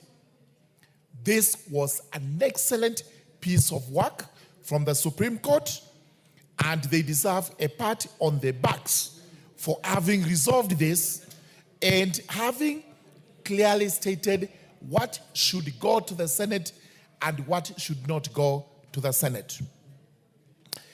It is unfortunate that for 6 years, there was a duel in the courts between this House, the National Assembly, and the Senate on the interpretation of Article 1110, especially sub-Article 3 of the Constitution, which requires the two houses to resolve any question where a bill concerns a county government or county governments, or it does not. From this particular decision, it was most bizarre that the interpretation by the Senate was that all bills have to be taken to the Senate, even bills that have nothing to do, no single provision concerning county governments. And this is what they are trying to do again. We will show with the intended proposed amendments by the Senate that they are actually going on the wrong tangent. This interpretation by the Senate was not only erroneous, but also ignored the existence of Article 109 of the Constitution, which provides that bills that do not concern county governments need not be considered by the Senate, but have to be considered by this House only. Therefore, this judgment is commendable in that it has settled that long dispute of 6 years and has clearly expressly provided what falls under Article 110, sub-Article 3 of the Constitution, and that it's only bills that concern counties that possibly will have questions rising, which questions have to be determined by the two speakers. Article 96 of the Constitution clearly states what the mandate of the Senate is, which is to represent and protect the interests of the counties, and especially in the matters legislation, in the matters parliament. It is the legislative mandate of Senate which is limited to only bills concerning county governments and not all bills as the Senate has tried to make us believe and was trying to make the courts to believe, which was rejected by the courts. There are obvious bills which must be taken to the Senate, and especially and including money bills. And what we have in mind include division of revenue and county allocation of revenue bills. Those ones go without gainsaying to the Senate, and where a question arises, the two speakers have to resolve. Honorable Speaker, sir, Justice and Legal Affairs Committee has keenly scrutinized the amendments proposed by Senate, and having carefully looked at them, we call for a rejection of those particular proposals. The reason is that the Senate indirectly tries to perpetuate unconstitutional practice and the misconceived arguments which they actually made in court and which arguments were lost. When the drafters of the Constitution actually came up with what we have and which we passed in 2010, they had in mind a bicameral parliament that was to work seamlessly and was to be guided by distinct mandates of each house. This is why it took time to make provisions on what the National Assembly would do and what the Senate would do in turn. We also have the fourth schedule where it is clearly defined which house is supposed to do what, and the functions are clearly demarcated between the national government and the functions of the county governments. Therefore, I wonder why anyone would ignore these very well thought out constitutional provisions, and we had to waste 6 years out there in the courts battling it out on what should go to the Senate and what should not go to the Senate. And having carefully read the judgment of the Supreme Court, having looked at their paragraph 95, which is in black and white, it now goes unquestioned where the concurrence process should be sought. And having looked at this, having looked at the proposed amendments, we are left with no option but to urge this House to reject those proposed amendments. We oppose this motion and let everything from the Senate fall by the wayside.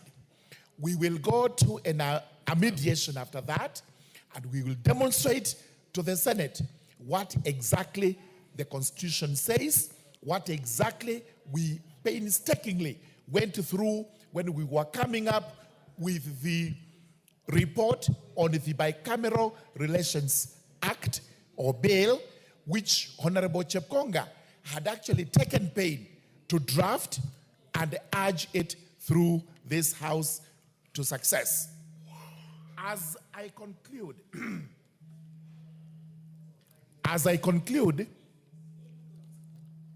let me take you to what the Senate is proposing. Senate, as regards clause number 6, is actually proposing the following. Delete the entire of clause 6 and substitute therefore the following new clause. Clause 6, 1. Before a bill is read a first time in the House originating the bill, the Speaker of that House shall, pursuant to Article 1103 of the Constitution, invite the Speaker of the other House jointly to resolve the question on whether the bill is a bill concerning counties or a special bill or ordinary bill. What the Senate is proposing is that before any bill is read in this House, first and foremost, the two speakers must burn the midnight oil, must spend time, must also expend national resources in trying to sort out whether the bill concerns counties or not. May it be clear, and it is known to this House, there are bills which have nothing to do with the counties, and have nothing to do with the Senate. And therefore, the Senate should not be calling upon us to waste our time, to waste resources, and possibly even energies, debating on whether a bill concerns a county or does not. Therefore, the entire of this proposal is a bad proposal which must be rejected. And had I more time, I would actually go through the entire proposed amendments from the Senate, which we are saying none of them qualifies to be considered by this House. Therefore, with those very many remarks, I beg to second the rejection of the amendments from the Senate and also the rejection of this motion. Thank you very much, Mr. Speaker.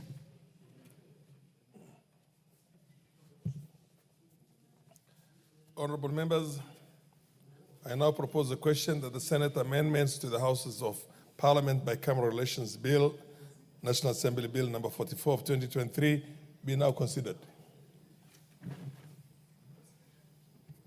Yes, Pokose. Thank you, Honorable Speaker. Honorable Speaker, I stand to support the position taken by the committee on the consideration of the Senate amendments to the House of Parliament Bicameral Relations Bill, National Assembly Bill number 44 of 2023. Honorable Speaker, I also want to make my contributions to the Supreme Court judgment.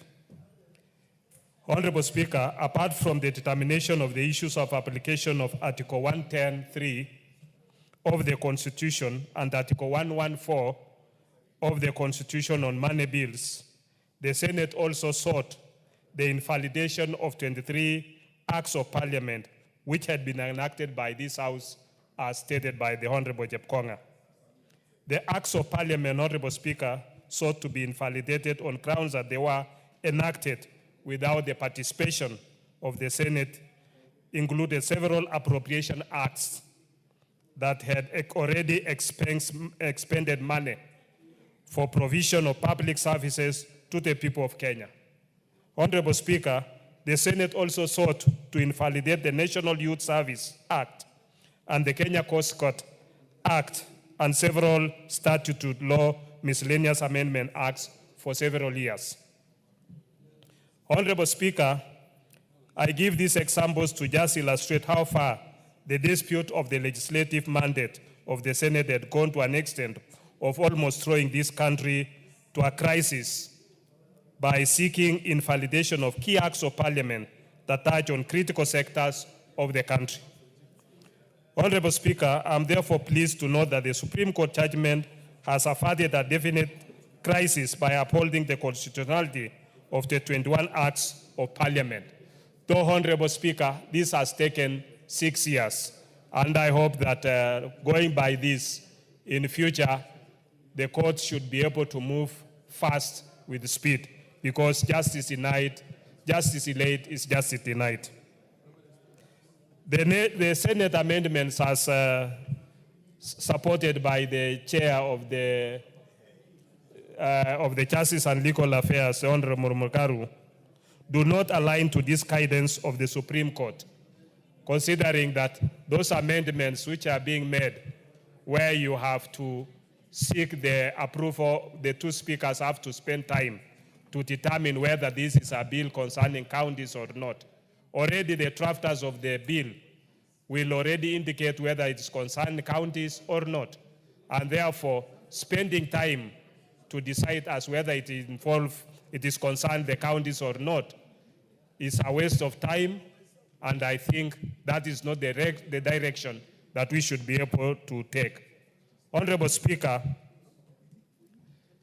wasting time and arguing between the Senate and the National Assembly eats into the expectations of many Kenyans, because the country is waiting for Parliament to be able to enact laws that will give service to the people. And therefore, any delay in arguing to determine whether this is a bill that should have originated from the Senate or the National Assembly denies the services to the people. With those few remarks, Honorable Speaker, I support the committee's position and oppose any of the amendments by the Senate. Thank you. The Majority Leader, followed by the Honorable David Ocheng. Thank you, Honorable Speaker. Honorable Speaker, I also rise to support the committee's position on consideration of this business, Honorable Speaker. Honorable Speaker, as the mover, Honorable Chepkonga, has said in his movement of consideration of this bicameral relations bill, many of the amendments, Honorable Speaker, that have been proposed by the Senate have been overtaken by time. Honorable Speaker, it's important to note that the House, in consideration of all the amendments passed by the Senate, also, I believe by the time the committee was considering, the Supreme Court ruling had not come out. But the Supreme Court ruling is now out. And I must take this opportunity, Honorable Speaker, to note with great appreciation the great work done by the judges of the Supreme Court in arbitrating in a matter that should never in the first place have ended up in court, leave alone finding its way all the way to the Supreme Court of the Republic of Kenya. Because, Honorable Speaker, these are issues that between the two houses we should have been able to resolve. But, Honorable Speaker, in the book of Things Fall Apart by Chinua Achebe, somewhere that Okonkwo noted the need or the desire to celebrate all your achievements, irrespective of whether other people are celebrating or not. And he said that the lizard that jumped from the high Iroko tree to the ground had to celebrate and praise himself if no one else did. And therefore, Honorable Speaker, we are at such a point that the National Assembly, having jumped from the big Iroko tree, whether anybody else praises us or celebrates us, we must celebrate this House for our fortitude and our commitment to the word and letter of the Constitution of the Republic of Kenya as enacted by Kenyans in 2010. Because we are vindicated by the Supreme Court, Honorable Speaker, that indeed the Constitution of the Republic of Kenya as enacted in 2010 and passed resoundingly by Kenyans gave particular mandates to both houses, appreciating that we are now in a bicameral system of parliament, but also gave specific functions and duties to each of the two houses. And that's why I said, Honorable Speaker, we have gone through a painful 6 years. And many of us agonized over the years on why we need to be fighting in court between us and the Senate. And Honorable Speaker, you remember there are many, even in the last parliament, because Honorable Speaker, I am lucky that at the time these 23 acts of parliament were passed, I was a member of this House. And through the agonizing 6 years, there are many members of this House also who almost gave up and would often question the leadership and the Speaker of the House on the need to be fighting in court. And some even suggested, why don't we just reenact these laws again and send them to the Senate? But there are many of us, Honorable Speaker, truly believing in the position espoused in our Constitution, that as much as we have a bicameral parliament, there are specific functions and responsibilities of each house. And the Constitution is clear on what manner of bills should go to the Senate and which ones need not go, Honorable Speaker. And that's why I take this opportunity, Honorable Speaker, to celebrate the Supreme Court judges, to celebrate this House for staying true to the provisions of our Constitution, Honorable Speaker. Honorable Speaker, you know, when we refer bills to the other House, we never do it out of benevolence or pity, or because we do it just to please people in the other House, or because we are not able to enact laws. we refer bills that ought to be referred to the other house because these are the dictates of the Constitution. And the bills that we do not refer to the other house, we do not refer to the other house because that is what the Constitution dictates. That, for instance, on matters that touch on money bill, and I must mention this, Honorable Speaker, because I know we are in the mediation process of another bill, the National Lottery Bill. Again, I saw the other house, the Senate, attempt to bring in amendments that touch on taxation, Honorable Speaker. Matters that clearly are not under the purview of the Senate, as provided for in our Constitution. Therefore, let me take this opportunity to remind the chair of the Finance Committee and the chair of the Sports Committee, who are leading the mediation committee between us and the Senate, that nothing that touches on taxation, on administration of tax, should be considered in those amendments that came from the Senate. Because it was a disingenuous way of the Senate trying to participate in tax matters by introducing amendments to a National Assembly bill and introducing amendments that touch on tax administration and tax matters, Honorable Speaker. So that we get into mediation, and now we start haggling over those. Therefore, Honorable Speaker, now that the Supreme Court has set the record straight, and as painful as it has been, Honorable Speaker, because I told you, many despaired along the way over these 6 years. But we have learned our painful lesson, Honorable Speaker, of how not to resolve bicameral disputes. Because for 6 years, immense public resources have been spent paying lawyers. Immense time has been spent of our officers in the National Assembly and those in the Senate at a time when our internal lawyers and public officers who work in Parliament would have been doing other meaningful things. They spent time, Honorable Speaker, fighting over this dispute in court. And it was a matter that would have simply resolved without ever having to go to court, Honorable Speaker. But, Honorable Speaker, let me conclude by saying that this Supreme Court ruling is a win-win situation, Honorable Speaker.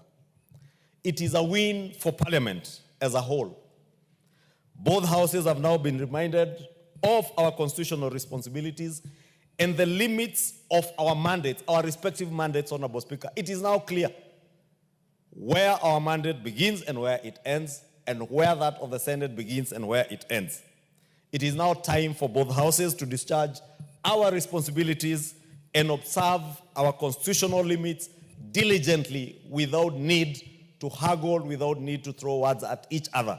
Honorable Speaker, as I said when I began, with that in mind, and in this win-win situation, and this win for Parliament, and a win for the Constitution of Kenya, Honorable Speaker, an institution that were created by the Constitution of Kenya, including the Supreme Court and the two houses, Honorable Speaker. Many of the amendments that had been proposed by the Senate in this bill have been spent because that Supreme Court judgment, as delivered, has dealt in great detail. And those who have taken time to read the judgment will see that the Supreme Court judges did take a lot of their time in considering all the issues. And therefore, many of these amendments are overtaken by time and events, including that judgment.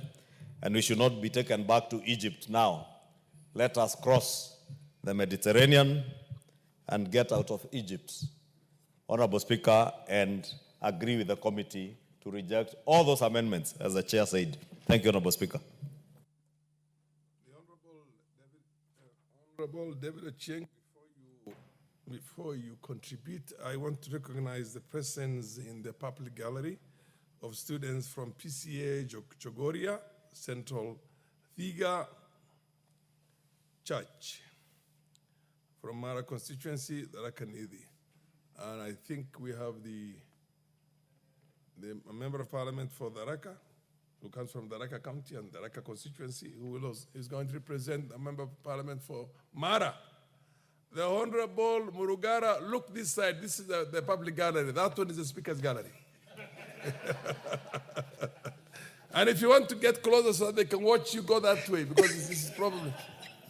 Thank you very much, Mr. Speaker, sir. Mr. Speaker, Thank you for giving me the chance to welcome this team from Mahara constituency. It's supposed to be on behalf of my good friend Kareke Mbuki, who is not here. They are very much welcome here into the house to observe the proceedings and also see what happens in this August House, where they have elected leaders to come and represent the interests of the various communities in the country. Those remarks, I sincerely welcome them to observe the proceedings. Yes. Proceed, Honorable. Thank you, Honorable Speaker. Let me also take this opportunity to welcome that group from Chogoria constituency in the Tharaka Nithi County. Honorable Speaker, this, I hear the Honorable member for Buri saying it is PCA. I wanted to say these are very good people from Chogoria. As he says, it is a home of the second home of the Scottish missionaries who established the Presbyterian Church of East Africa when they first arrived in Kibwezi, before they moved on to the cooler areas of Kikuyu.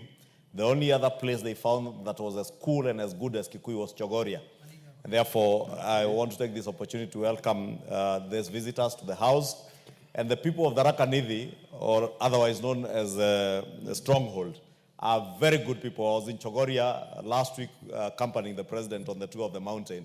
And the people of the Tharaka Nithi and Chogoria can tell you that indeed the mountain is intact.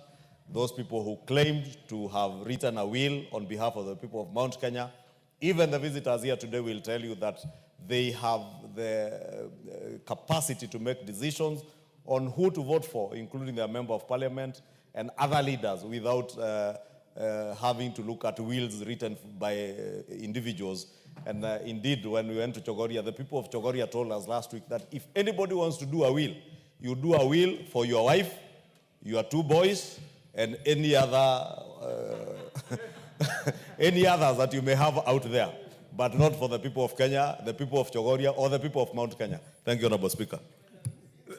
The Honorable David Ocheng, the minority leader. Can I give a minority leader just before you, because you had caught the Speaker's eye, but I'm sure you respect your own minority leader here. Floor for him. Thank you. Minority leader, proceed. Thank you, Mr. Speaker, and I want to thank Honorable Ochieng for ceding the time for me, Mr. Speaker. You know, Mr. Speaker, Honorable Ochieng is a potential presidential candidate from my area. Mr. Speaker, yeah, we are looking at a team with good eyes. But I'm telling him he has to wait for some time. Not long now, but he's almost there. Having said that, Mr. Speaker, I stand to oppose this motion, Mr. Speaker, because why do I say so, Mr. Speaker? Mr. Speaker, these issues that we are conversing this afternoon here, Mr. Speaker, are issues that have been long-standing. Mr. Speaker, from the year 2013, when we started having this bicameral parliament, Mr. Speaker, we have been having these issues. Mr. Speaker, I remember in that parliament, I was there, we were grappling with the idea whether to seek opinion from the Attorney General, to seek opinion from scholars on what is the mandate of the two different houses, Mr. Speaker. But now I'm very happy because the Supreme Court of Kenya has pronounced itself on this matter. Mr. Speaker, these matters have been very clear from the word go. Anybody who could read the Constitution could understand very well Article 94, 95, and 96 of the Constitution. And that's why, under the initiative of Honorable Chepkonga, we decided to initiate a bill as a House that can at least demarcate the functions of the two houses, Mr. Speaker. But apparently, the Senate, in their own wisdom of lack of it, decided to return the bill with outrageous amendments that just negate the whole purpose of the bill, Mr. Speaker. Mr. Speaker, I remember vividly one time when the senators moved to court dancing on the road, Mr. Speaker, and we were sitting here watching them on TV. They were literally dancing. You know, you were there, you were in the Senate that time. Honorable, the lady, Honorable from Marsabit, Naomi Wako, the deputy whip, says she was a member of that Senate. They took 24 bills that we passed in this house, danced on the road, Mr. Speaker, like people who have won an election or something, and went to court with the sole purpose and intention of demonizing and intimidating and making the House of National Assembly look bad, Mr. Speaker. When we knew very well, when we had clarity of mind that the Senate had no role in those bills, Mr. Speaker. Yes. And in the end, we got vindicated. Last week or the other week, when the Supreme Court did their ruling, we were vindicated. Public resources were wasted that were used in the litigation process.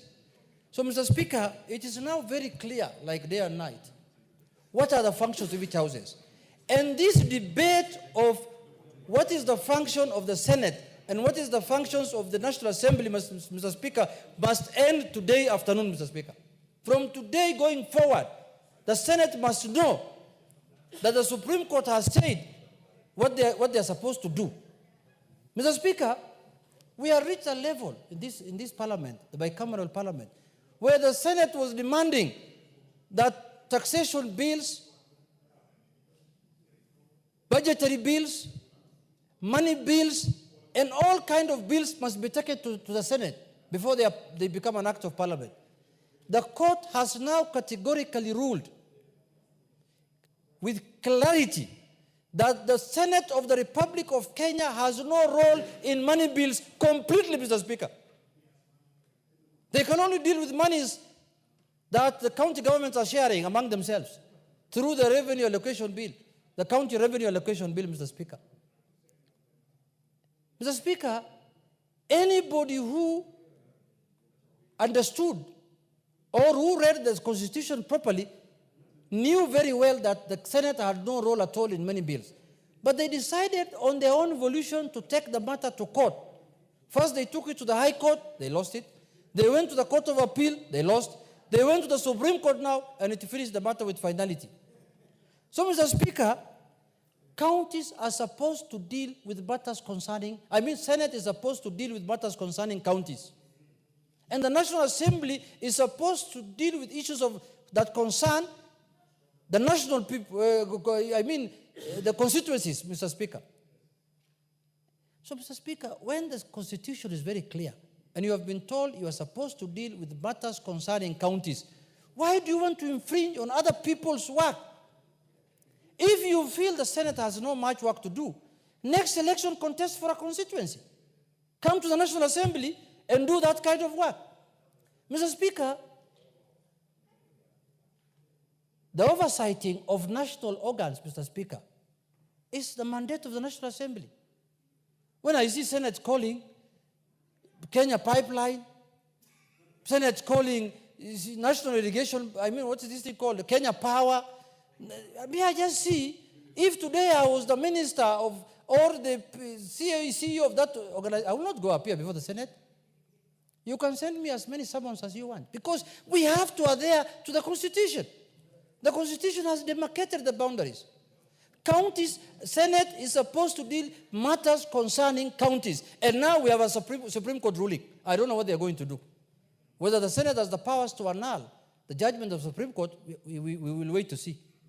Because it looks like the Senate now has powers to do anything. They can even annul a judgment, Mr. Speaker. Mr. Speaker, I know how our colleagues are feeling. I know that they are feeling that they are supposed to do everything the National Assembly is doing. But unfortunately, the Constitution is what guides us as a nation. If the Constitution does not allow you to do that work, and why are they shying away from dealing with issues of counties, Mr. Speaker?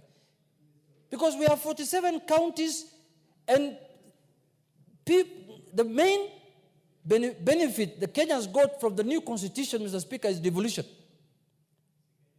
If I was a senator today, I will be preoccupied a lot with how to fortify and make revolution work, Mr. Speaker. Because that is where the rubber meets the road. That is where Kenyans are supposed to be served, Mr. Speaker. But now it looks like it is more lucrative to deal with the national issues. You could see last year what was happening. Every small national issue that comes up that needs to be dealt with by the National Assembly was taken up by the Senate. Every national issue. and now making the National Assembly look like they don't know what they are doing. We have been waiting for the Supreme Court ruling. That's why we were quiet. Yeah, we were saying, let the Supreme Court rule. When the Supreme Court does their ruling, then we will know where our beacons are, how far we can go. Mr. Speaker, we must have clarity in this country, Mr. Speaker, because we cannot, very soon, even county assemblies will demand the work of the National Assembly or the work of the Senate. So if the senators want to do what they're supposed to do, then they should confine themselves to the work they have been given. Mr. Speaker, look at what they have done to this. Chepkonga and company, Mr. Speaker, went ahead to bring a bicameral bill, Mr. Speaker, so that it can help smooth running of the business of Parliament. What have I done? Because they thought they are going to get favorable judgments of the Supreme Court, they amended the whole thing in a manner that it becomes useless, Mr. Speaker. Mr. Speaker, me, I'm very happy today. And I am very happy because in my lifetime, before I leave this house, Mr. Speaker, we now know what is the function of the National Assembly and what is the function of the Senate, Mr. Speaker. Mr. Speaker, this is what the Supreme Court said. I want to read it verbatim. The exclusion of the Senate from participating in the enactment of money bills is not an anomaly, but deliberate as it aligns with established legislative practices in other asymmetrical bicameral systems. That's the Supreme Court talking, it's not me. Recognizing the critical role of financial legislation in ensuring the smooth functioning of the state and the effective delivery of public services, many constitutions prescribe a specific legislative procedure for money bills. These provisions are designed to avoid conflicts between the chambers of the bicameral parliament and to prevent prolonged deadlocks over financial matters that could hinder governance and economic stability, Mr. Speaker. Because what the Senate was trying to do was to hinder economic stability in this country. When you usurp powers, because according to me, the last 10 years, what was happening, what the Senate was trying to do was what I described as power grab. They wanted to grab the powers of the National Assembly.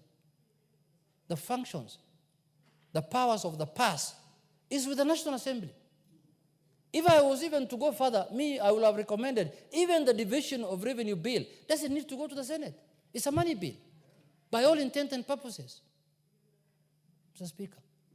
And now the National Assembly has been given by the Senate powers that it can originate all bills, money bills, bills concerning counties. But our brothers in the Senate cannot originate money bills anymore from today. They can only originate bills that concern counties. But us, we can originate both bills that concern counties and money bills, Mr. Speaker. Bills on taxation, bills on appropriation, bills on budgetary. All that now belongs to the National Assembly. And we are going to do our duty professionally, diligently, for the good of the country. Mr. Speaker, it went to the extent where they almost described us as a lower house. When the Constitution has prescribed completely the functions that we have, and it makes this house to be the upper house. Because when you don't have the power of the past, how can you call yourself the upper house? In my view, even to reduce expenditure, to reduce the wage bill of the country, the Senate should be able to meet quarterly. The Senate sitting should be once for 3 months to look at county issues, and 4 sittings in a year is enough for the Senate, Mr. Speaker. In my view, if my view was considered. But because you can end up sitting every week 3 times, and there is no business to conduct. Now it forces you to infringe on other people's business, on other people's functions, constitutional functions. Why can't you just sit for once 3 months, look at county issues, look at them, how they are doing, audit their books, and then go home and rest. Then after another 3 months, 4 times a year is good enough for the Senate to sit, Mr. Speaker. And I'm not doing this in a derogatory manner, Mr. Speaker. I really mean it, because that is how we are going to reduce even the wage bill of this country, Mr. Speaker. So in my view, Mr. Speaker, in conclusion, I want to say this. I never thought a day will arrive in this country. Because look, they took 24, not one, not two, not three. They took 24 bills that were passed by this house to court. 24 bills.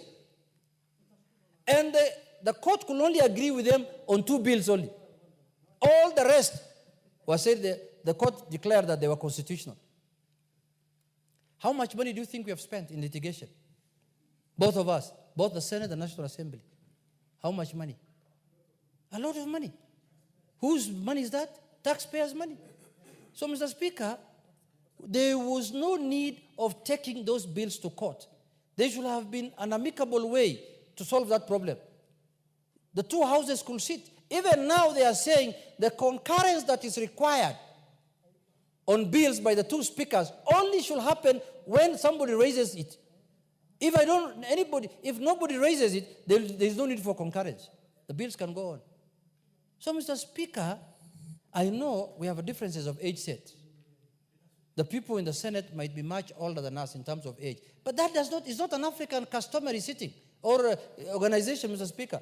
This is a constitutional organ that deals and does its functions in accordance with the Constitution. So if you are old, just don't bring here issues of African that you have to respect the aged. You have to respect people older than you. No. Some of them now are young, and they Give him an additional 2 minutes. Mr. Speaker, I know some of our colleagues in the Senate now are young and vibrant. I beseech them and I advise them, in the coming election, please go to a constituency. That is where work is. Hii nyumba ya wasee, wachia wasee. Order, Honorable Minority Leader. You cannot mix the two languages in one contribution. Mr. Speaker, you can either go straight Swahili or go English. You started with English, finish with English. Mr. Speaker, I'm using the nyumba of wazee in quotes, Mr. Speaker. In quotes, Mr. Speaker, because I don't know how to describe nyumba ya wazee in English. They are called what? The House of Old Men. Or the House of Lords, Mr. Speaker. Or House of Lords. Mr. Speaker, the House of Lords. I know there is not much work there. The young people who are my age mates, our contemporaries, in the next election, either try to be a governor or a member of the National Assembly, so that you don't feel bad or you don't feel misused or you don't feel that your energy is not being utilized at your prime age, Mr. Speaker. Come to the National Assembly, where you will deal with budgetary, taxation, appropriation, and all kinds of matters that concern constituencies and the people of Kenya. And issues of national concern, not issues that concern counties only. And you know issues that can concern counties. Burial permits, how to bury, the pets when they die, sewage issues, water issues. Those are the issues that are of concern, Mr. Speaker, to the counties. And let us stick to our lives, Mr. Speaker. With those few remarks, Mr. Speaker, I oppose this motion. Thank you very much. Honorable David Ochieng. I think this is the longest I've had to wait to speak. Mr. Speaker, I want to agree with the Honorable Junet, who is my friend, on all he has said. Mr. Speaker, the Senate amendments to the Houses of Parliament bill are all, in my opinion, in bad faith, and they must all be rejected. Mr. Speaker, I've said here, and I want to repeat, that in 236 years, the Senate in the US has never sued the House of Representatives, and vice versa. 236 years. And wherever even a citizen has gone to court to get this issue to fight, the courts have said no, not our province, not our jurisdiction. So, Mr. Speaker, I believe that the first sin in this case was by the High Court in 2013 to get into this arena of adjudicating what will come here and what will go to the Senate. It was wrong. And I'm happy that the Supreme Court now has set the record straight. Good practice, neatness, cordiality requires that the two houses should never have to sue each other. They should never have to take each other to court. Because these are adults. This is the highest body of lawmaking in the country. Not just highest body. It's in my opinion, the most powerful arm of government. Because they can impeach a president. We just impeached a deputy. They cannot be showing bad manners or going to court against each other, Mr. Speaker. And therefore, I agree with the Supreme Court on what they have just decided on. Mr. Speaker, I believe also that there was a misunderstanding, in my opinion, when we started implementing devolution. Where some people gave themselves the job of, in quotes, protecting devolution. Some people gave themselves a job of, in quotes, protecting counties. Mr. Speaker, if you look at how much money counties spend on legal fees, how much money the Council of Governors spend on legal fees, how much this parliament has spent on legal fees, as in too much smoke, no heat, causing confusion, putting us in a situation where people think that we are fighting, and there's nothing to fight about, Mr. Speaker. So, as you go forward, Mr. Speaker, I want to request the Senate that today, as we speak, there's no county in this country 13 years later that has running water in every home. There's no county where there's running water in every home. There's no county in this country today where you'll go to a dispensary and you find that there's uniform service in every dispensary. There's none. There's no country today in this country where agriculture is run well. On the contrary, Mr. Speaker, we have allowed the county government to replicate the structure of national government, where there are people they call ministers, there are those they call PSS, there are those they call directors, and then they come here crying that they have no money to spend. Why would a county government have structures like the one in national government? There is so much the Senate could make laws on. So much. The Speaker, when I hear Senate talk about our military, talk about our foreign relations, and there's so much that is not working in the counties. What the Honorable Senator had just said. You already have so much power, you're not using. And you want to amass more. Mr. Speaker, it is not their province, and I'm happy with what has just been said this afternoon, Mr. Speaker. Devolution was meant to help people make decisions at the grassroots. I'm certain that out of the 47 governors, 3/4 of them live in Nairobi. You will meet them in Nairobi almost every week. Every week you meet them in Nairobi. Either someone by the Senate or just here, mang around Nairobi.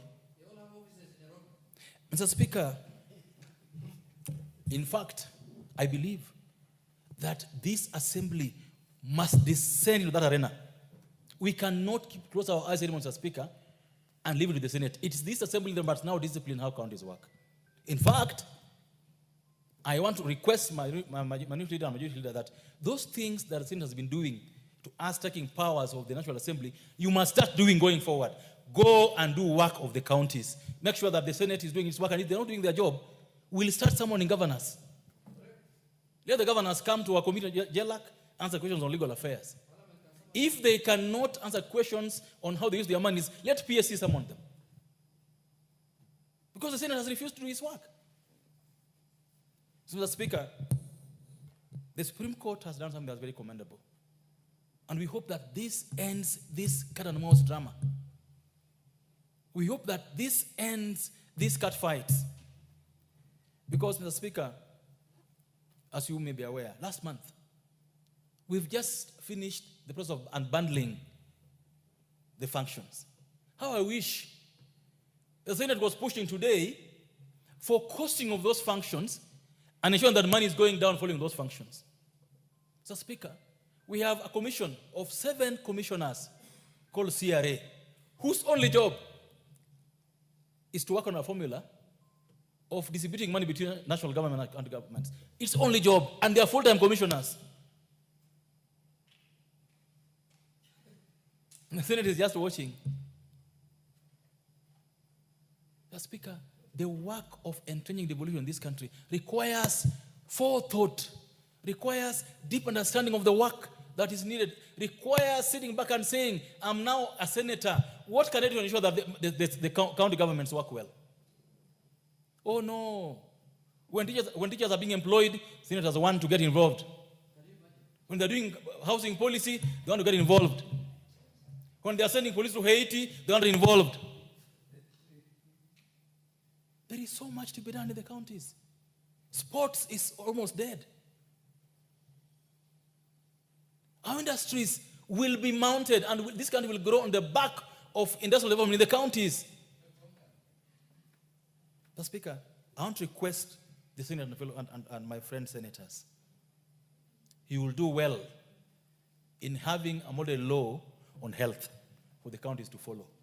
You will do well in having a model law on agriculture for the counties to follow. You will do well in having a proper sports law for the counties to emulate so that they are able to develop sports and work well with sports. You'll do well in having a proper law to guide ECD and early childhood learning. Mr. Speaker, they will do well in ensuring that the county governments they have today are planning well their counties. Mr. Speaker, the county governments require guidance. And whose role on who is the grandfather to ensure that this guidance is given is the Senate. I will request the Senate to reread the Constitution and get to know what are their functions. Can they, for a single moment, work on their functions so that the county governments are able to work well? Mr. Speaker, as I yield the floor, and request again the two speakers of our houses, but please, don't get distracted on the journey you've started of ensuring that you're not going to court again. Don't get distracted.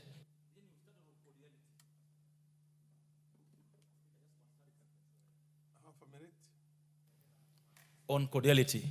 And finally, Mr. Speaker, I want to request also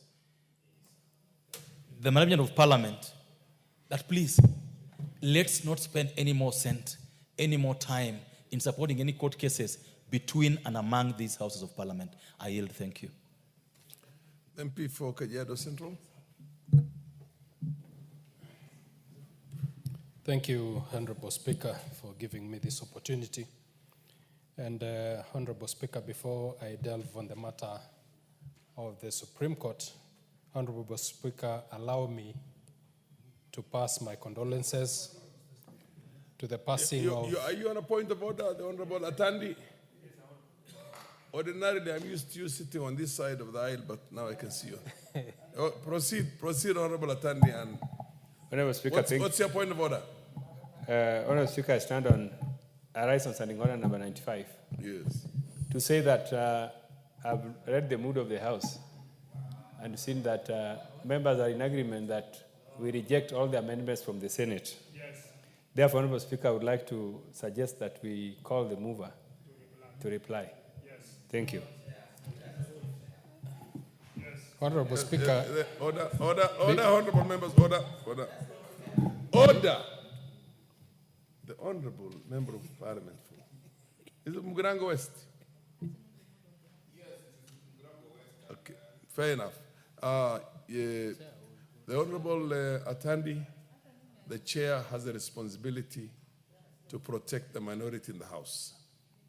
I know the standing order. I also know another standing order that says allow people to say what they want to. Honorable, proceed, Honorable Memusi. I'll give one or two more people and the members of Parliament and then.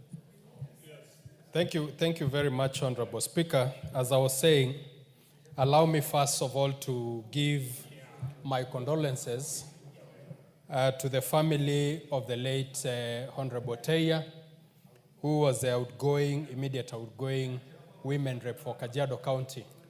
Honorable Speaker.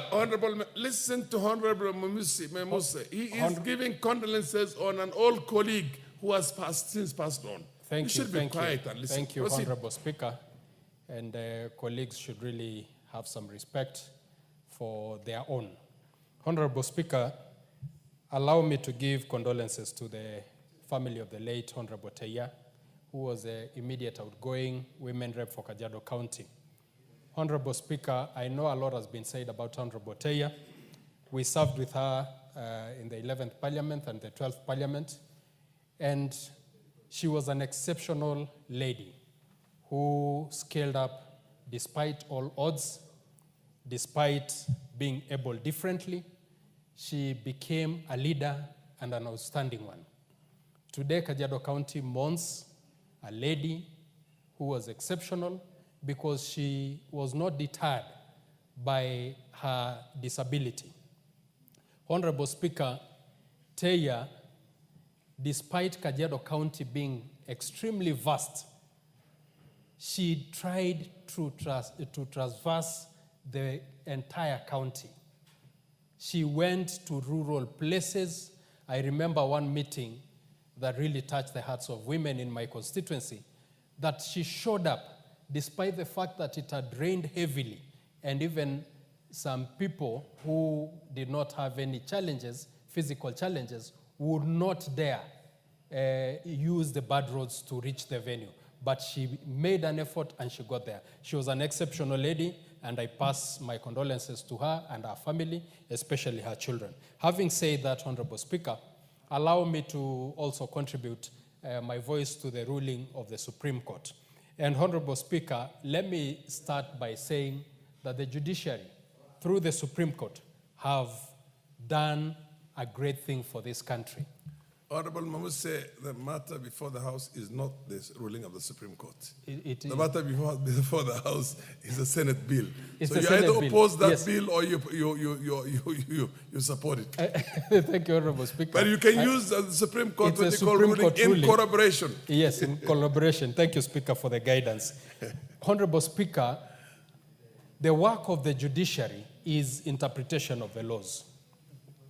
And through the Supreme Court, the judiciary has interpreted an area that we willingly allowed it to become a gray area, because in the Constitution, it was very clear the functions of the two houses.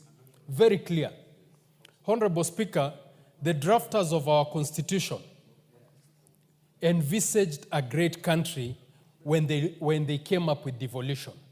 And when they came up with devolution, they looked for a way of a house that will oversight counties. The main reason for Kenyans' agitation for devolution was for services, was for resources to go down to them. It was for the people to be able to rule themselves. It was for the people to be able to make decisions directly that affect them. Honorable Speaker, the Senate was supposed to make devolution work. The Senate was supposed to make Kenyans feel the importance of devolution. But unfortunately, the Senate has failed in its role. Honorable Speaker, the mess in counties, every county in this republic, you find very junior officers, so-called revenue officers, moving around collecting money from poor Kenyans. Not for that money to go to the coffers, the taxpayers' kitty, but for that money to go into people's pockets. You would find revenue officers moving around markets, taking 50 shillings, 100 shillings from very poor women who are struggling. You would find very junior officers taking money from sand harvesters, and very odd businesses that Kenyans are trying to make ends meet. All this money is going to wastage, and senators are busy running around, crisscrossing on the functions of the national government. You find the Senate summoning the CS Defense. What business does Senate have with the defense of this country? What business? Honorable Speaker, that ruling, despite the Constitution having been very clear on the mandate of the two houses, but that ruling puts the Senate in its place. So with those few, Honorable Speaker, I submit. Thank you. The Honorable Sunkuya, and then followed by the Honorable Member of Parliament from Mugirango West.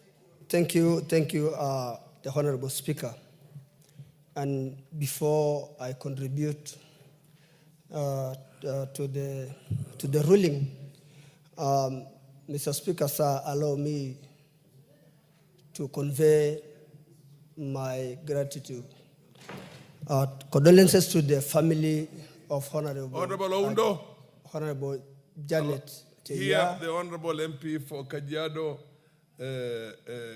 West in silence. Thank you, Honorable Speaker. I want to convey my my condolences to the family of the late Honorable Janet Teya, who was the women rep for Kajiado County 2017 to 2022, and nominated member of Parliament 2013 to 2017. And despite her how she was, but she was able to stand to lead the people of Kajiado, to beat a number of leaders who compete with 2017. She's a person who actually came from the interior, and he has done a lot to the people of Kajiado. He has passionate. She's a leader who actually demonstrated to his people. Mr. Speaker, so I want to say polio to the people of Kajiado and the family. Before entering and contributing to the bill, what the Senate is doing, the honorable members who are loitering around Parliament, who are not understanding their function, who are not understanding their role, their oversight, coming around Parliament, and instead of taking oversight to their counties, going to their counties and taking a lot of money, collaborating with the governors, without even offering even a project.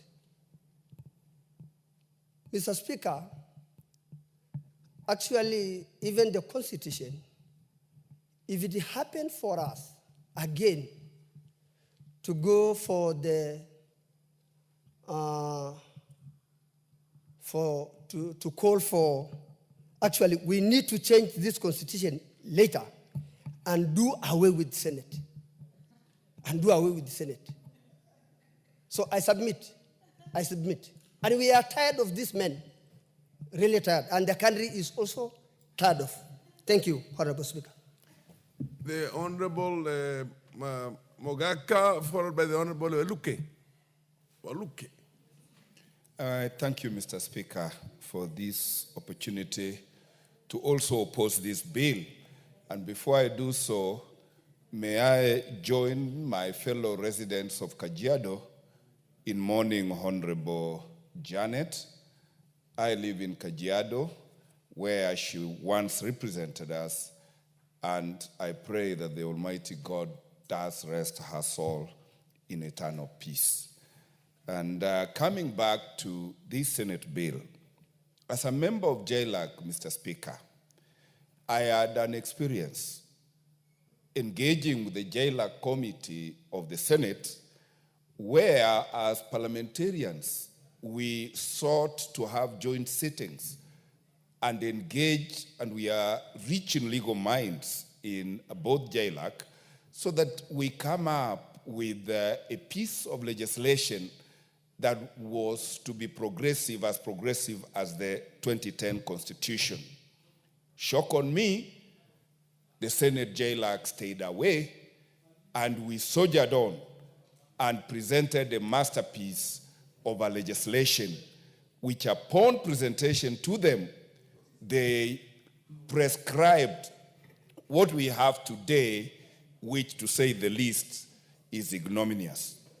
I propose that my colleagues join JLAC in rejecting those amendments in total, because they don't deserve to see the light of day. And in doing so, it is clear that Senate is trying to carve its way to waters that the Constitution of Kenya 2010 does not permit them to navigate into. And money matters are matters of the National Assembly and must be so protected. And I also want to hail the determination by the Supreme Court of Kenya, the Apex Court, for pronouncing itself and stating the obvious. Because the Constitution of Kenya has outlined functions for the two legislative houses. And the bill that was to deal with the behavior and engagement of Parliament was merely going a step further, as lawyers say, so that we have no avoidance of doubt that there is no conflict in the functions of the National Assembly and that of Senate. And I want to share with you, Mr. Speaker, I have never had an occasion again to share with any committee of Senate. I just tried to attend a Senate committee sitting this afternoon that had invited my county, Nyamira County. And believe you me, Senate is presiding over the strangulation of Nyamira County. And that is their core business.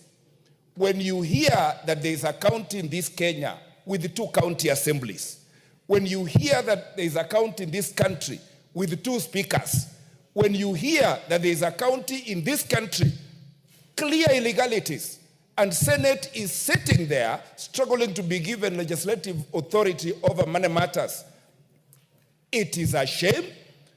And this Senate, I want to agree with my brother from Kajiado West that this Senate is not the kind of Senate that our Constitution contemplated. We contemplated a Senate that would be hands-on to have our health facilities function. We contemplated a Senate that would ensure that early childhood education is provided with infrastructure, is provided with teachers, permanently paid and pensionable. We foresaw a Senate that would functionalize our agriculture sector so that we are food secure and become an exporting country. We contemplated a Senate that would stick to its lane, that would remunerate people who work for them. But we have a Senate where it is pilferage from January to January. It is pilferage every other day. Mr. Speaker, I am so disturbed that the Senate had the audacity to recommend that this motion be brought before us, that this bill be brought before us. Let us put it where it belongs. Let us assert our legislative authority. Let us keep the Senate to their turf. And with that, Mr. Speaker, I yield after vehemently opposing and calling out the management and dysfunctioning in Nyamira County to quickly come to an end, because I host the county. They are in my constituency. The theft is going on in my constituency. Let there be rule of law. I cannot stay in a constituency that has no lights when the county is collecting revenue but not paying bills to Kenya Power and Lighting. This shame must be brought to an end. And Governor Nyamira and other governors, please wake up. Senator Nyamira County and other senators, please functionalize our counties. We meant well for devolution. You have brought a shame to this republic. Keep off legislation on money matters. I yield. Thank you, Mr. Speaker. Honorable Waluke. Thank you very much, Honorable Speaker, for giving me a chance also to contribute on this. What's your point of order, Honorable Atandi? Honorable Speaker, I come back to you again, understanding order number 95, to plead that this matter has been extensively discussed, and we are in agreement that this amendment should be rejected. Therefore, Honorable Speaker, I would like to request that the mover be asked to reply. Fair enough. Under the circumstances, since there's a lot of persistence, and the chair is supposed to look at both sides. And now put the question that the mover be called upon to reply. How many have, as many of the opinion say aye? Aye. As many of the contrary opinion say nay?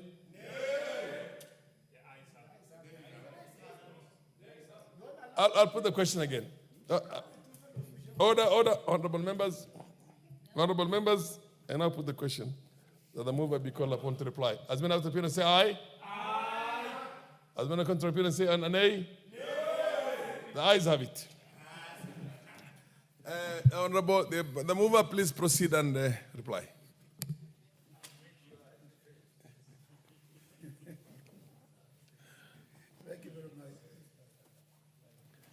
Thank you very much, Honorable Speaker. Honorable Speaker, sometimes our proceedings at times can be very interesting, like it is today. I wish to sincerely thank all the members, as the Honorable Atandi has just said, the chairman of our budget committee, that we have flogged the horse too much, and that we are all in agreement that indeed the amendments proposed by the Senate ought to be rejected. And so, Mr. Speaker, as you know, there are very many people in this country who love to swim in the sea of uncertainty, chaos, and confusion. Mr. Speaker, the Supreme Court has put brakes to this. As you know, the Constitution provides that there must be clarity in everything. And the Supreme Court, as members have contributed, has indeed clarified what is the position with regard to a number of those issues and has put them to rest. And with those many remarks, Mr. Speaker, I want to thank the members for supporting the rejection of this motion. And Mr. Speaker, I want to bring to the attention of members that when you call for the putting of the question, we are not going to say yes in this one. We are going to say no, so that we can reject the amendments from the Senate. And so with those many remarks, Mr. Speaker, I beg to reply. Honorable members, I now put the question.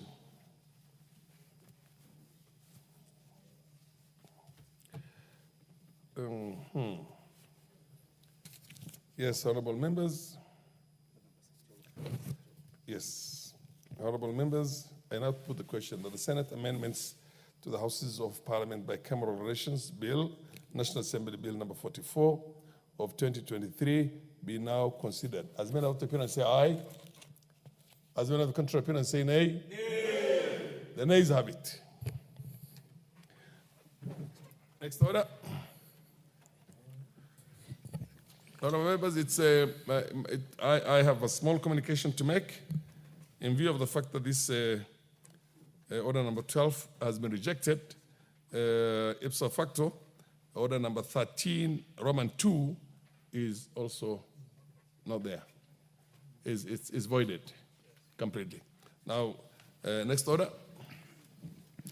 Order number 13, Committee of the Whole House.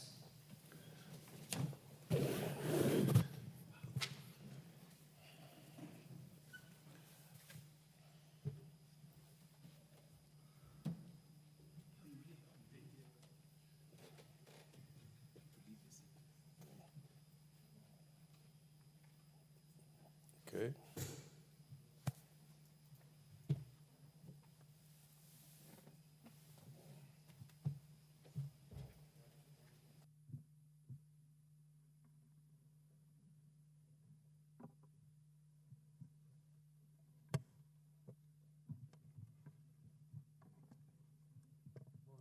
As we may resume our seats, and this is the committee of the whole House on the Division of Revenue Bill, National Assembly Bill number 10 of 2025.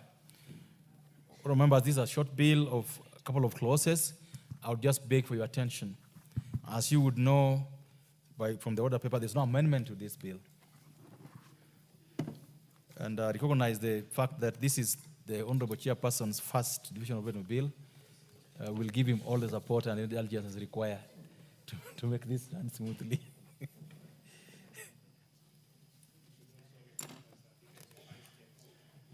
I recognize the Vice Chair, the Honorable Kosi Ofendebes, It's also in the House. Clause 3, 4, and 5.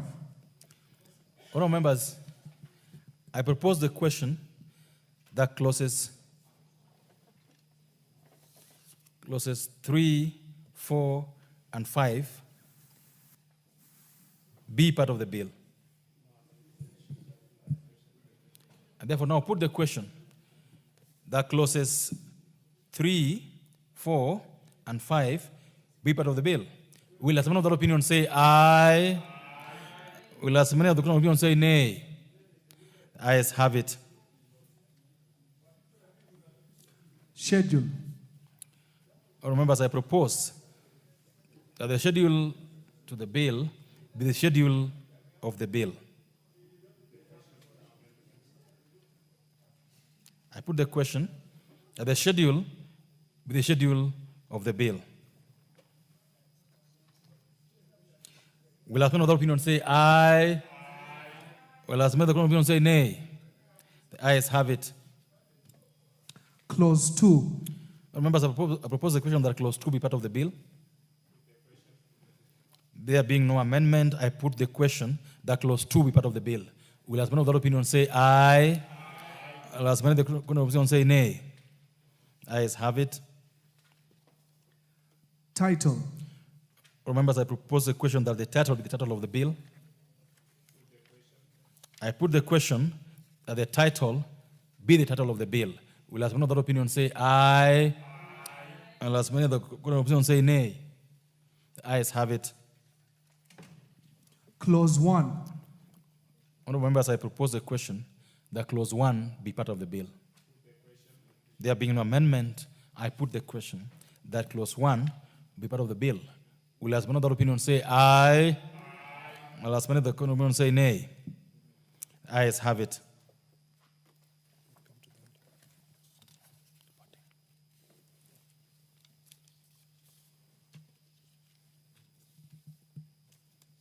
Members, I now call upon the move of this bill, the chairperson of the Budget Committee, to move for reporting.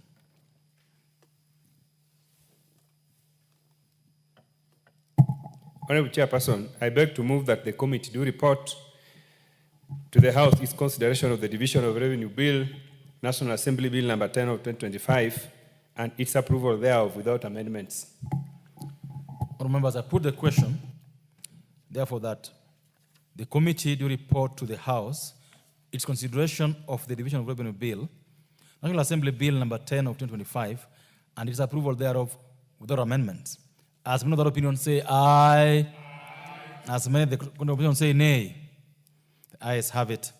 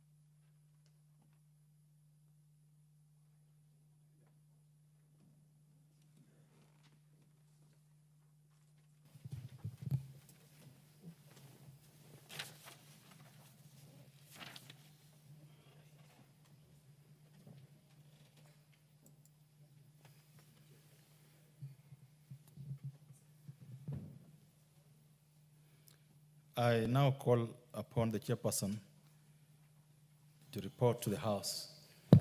Thank you very much, Speaker. Honorable Speaker, I beg to report that the Committee of the Whole House has considered the Division of Revenue Bill, National Assembly Bill number 10 of 2025, and approved the same without amendments. Thank you. Mover, Honorable Tandi.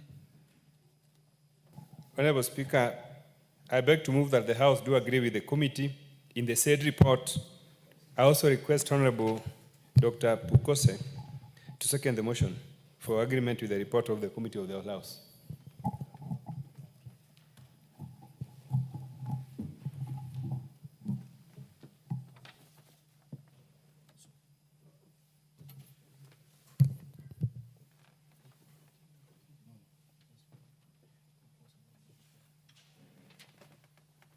Honorable Pukose. Honorable Speaker, I second. Members, I therefore propose the question, which is that the House do agree with the committee in the said report.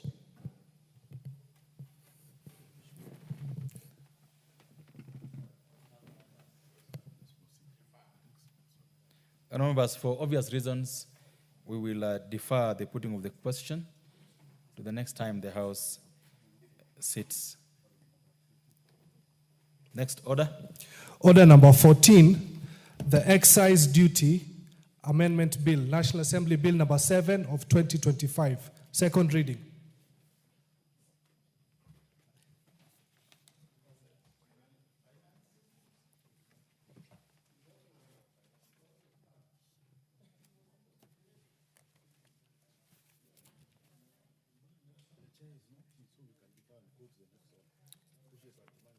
Members, we defer this to the next time the bill is the order paper.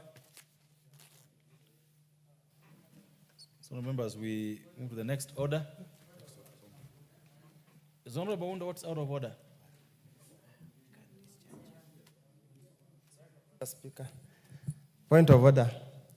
Speaker, this is a National Assembly that makes laws for the people of Kenya and for the prosperity of this country. Looking around the chamber, Honorable Speaker, I hardly see any members more than 5. So, Honorable Speaker, I want to draw to attention, there is no quorum in the House to transact business. Speaker, I want to draw your attention that there is no quorum in the House to transact business. Consider this National Assembly that transacts and makes laws for the interest of and the benefit of the people of Kenya. Thank you, Honorable Speaker. Other members have listened to the Honorable Member for Funyula and therefore order that the bell be rung, the quorum bell be rung for 10 minutes.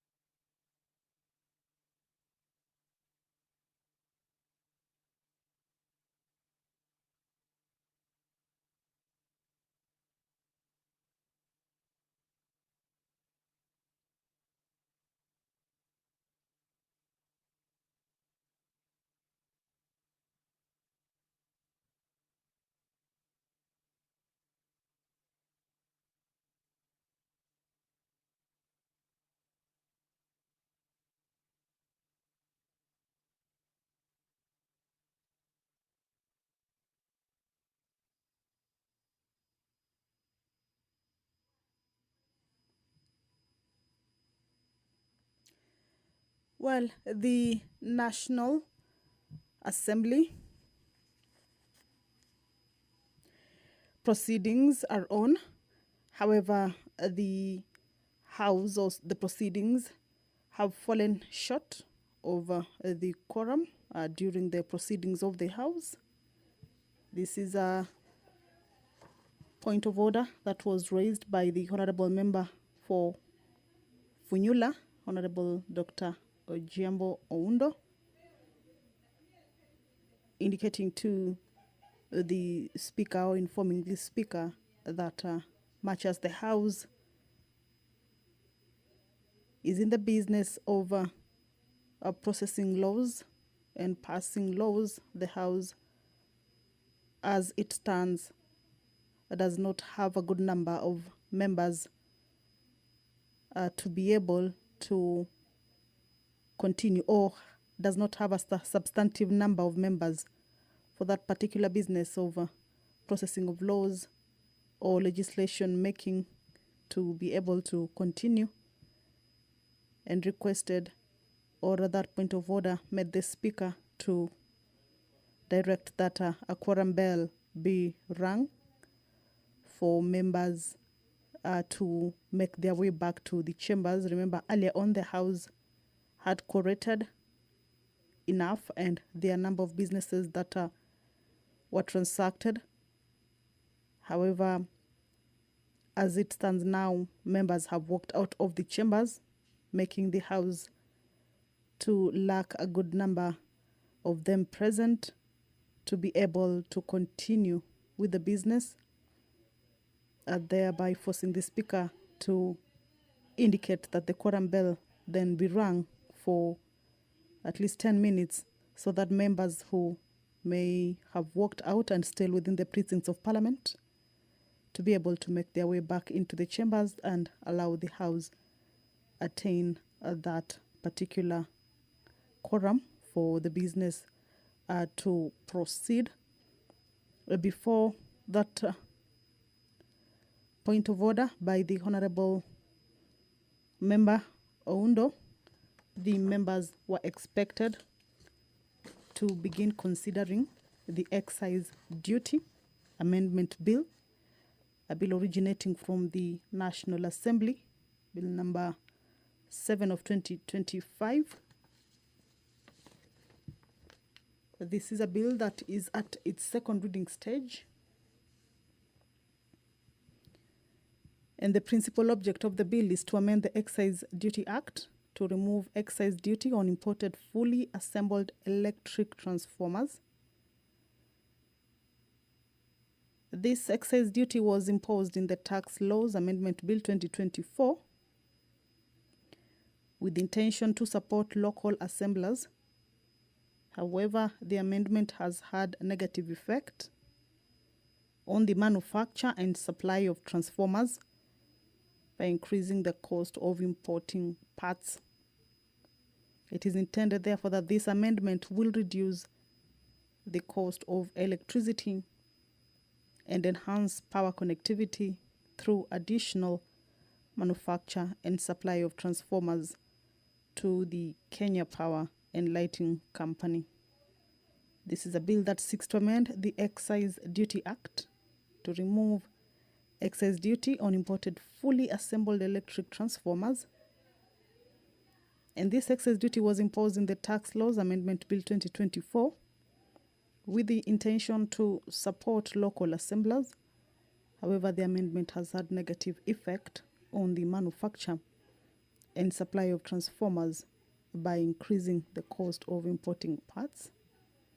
And it is intended that this particular amendment will therefore reduce the cost of electricity and enhance power connectivity through additional manufacture and supply of transformers to the Kenya Power and Lighting Company.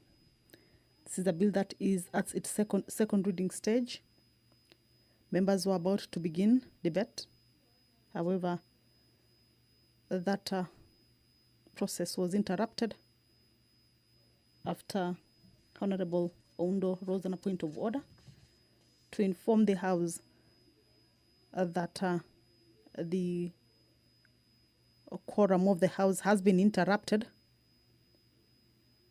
and that the House has not corrected as it should during the proceedings of the House, and therefore that might require more members to make their way into the chambers, of course, to enable the House attain that required quorum.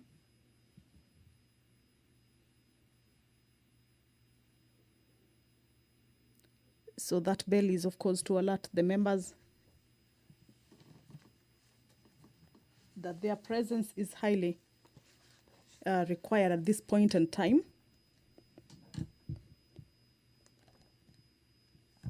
While raising the point of order, the Honorable Ondo indicated that the purpose of the House is to formulate laws and pass laws. And if the House does not have a substantive number for that to be, or for it to be regarded as having corrected, then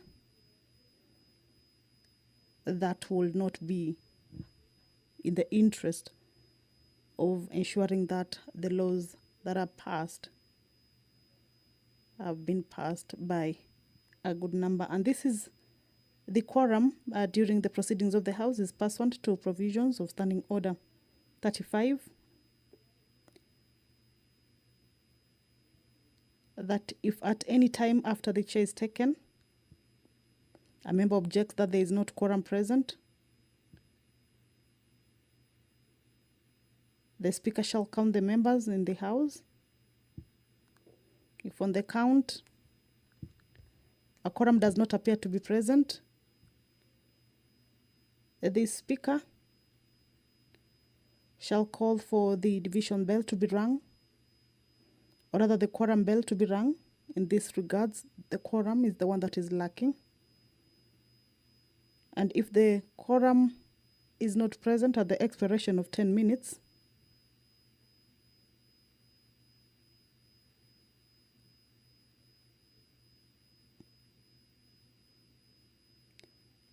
if the Speaker is in the chair, the Speaker shall adjourn the House until the next sitting without question being put. So that is the inside of the National Assembly chambers. As you can see, the number of members has reduced compared to how it was initially, or when the House started its business or commenced its business. So that means that members have walked out. That bell is just to indicate to them that the proceedings of the House are still on. However, a quorum is lacking, or the House does not have a substantive number for the business to continue, and that their presence inside the chambers, as you can see. All right, allow me to hand you over to the proceedings and listen to the speaker. All members, the time now being 5 minutes to 6 o'clock, this House stands adjourned until Wednesday, the 9th of April 2025 at 2:30 p.m. At 9:30 a.m., the 9th of April 2025.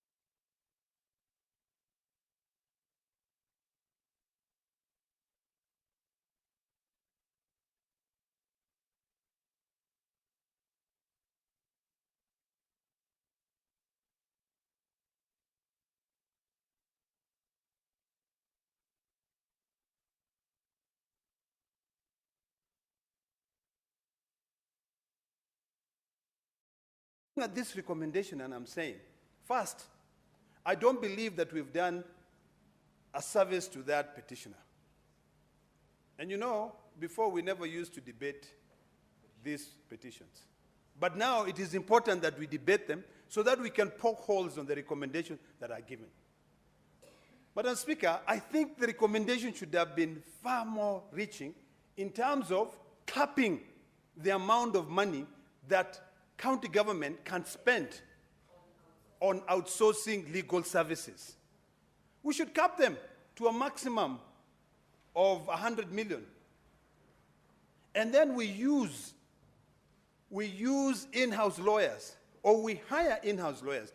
You cannot tell me, in a country where we have over 20,000 lawyers, we cannot have lawyers who can be able to argue cases better. And in fact, when you look at it, most senior lawyers use junior lawyers to do all the dirty works. And then ultimately, the senior lawyers will go, they are the ones who get paid. You know? No, maybe not dirty work, but to do the groundwork. I've corrected myself. Thank you. The heavy lifting. Let me borrow that word. Senator Ledama, Senator Mazayo feels a very urgent ad to inform you. Would you wish to be informed? I definitely would love him to inform me. Please. Okay, proceed, Senator Mazayo.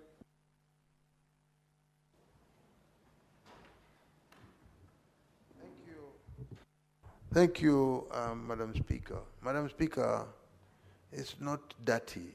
I just wanted to say that it might not appear to be clean, but that word dirty does not exist legally. So maybe he can use another language. So Senator Ledama, you are requested to use a tidier word than dirty. Thank you, Madam Speaker. You know, Senator Mazayo is my senior and also my leader. I respect his corrections. And let me use the word heavy lifting. Thank you, Senator Oroba. They are the ones who carry out due diligence. They are the ones who carry out discoveries on a matter. They spend hours and hours trying to be able to make sense of any brief that they are given. Then you find that senior lawyers are the ones who will end up getting paid 100 million for a brief. You know, as a former member of the Public Accounts Committee, and also a former member of the Public Investments Account Committee, I came across all these legal bills and how much they are. So I think, and I don't know whether we have room for that because of our standing orders, but this is a matter that I feel that we have not done justice to the petitioner. The recommendation ought to have been that we cap the amount of money that any county government can be able to spend in outsourcing legal services. That is the recommendation number one. You know, when you see, and these are some of my biggest pet peeves, Madam Speaker, when you see a recommendation that says, and Senator Sigay should listen to this, because if I was the chair of that committee and someone brings me such a recommendation, I would throw it back.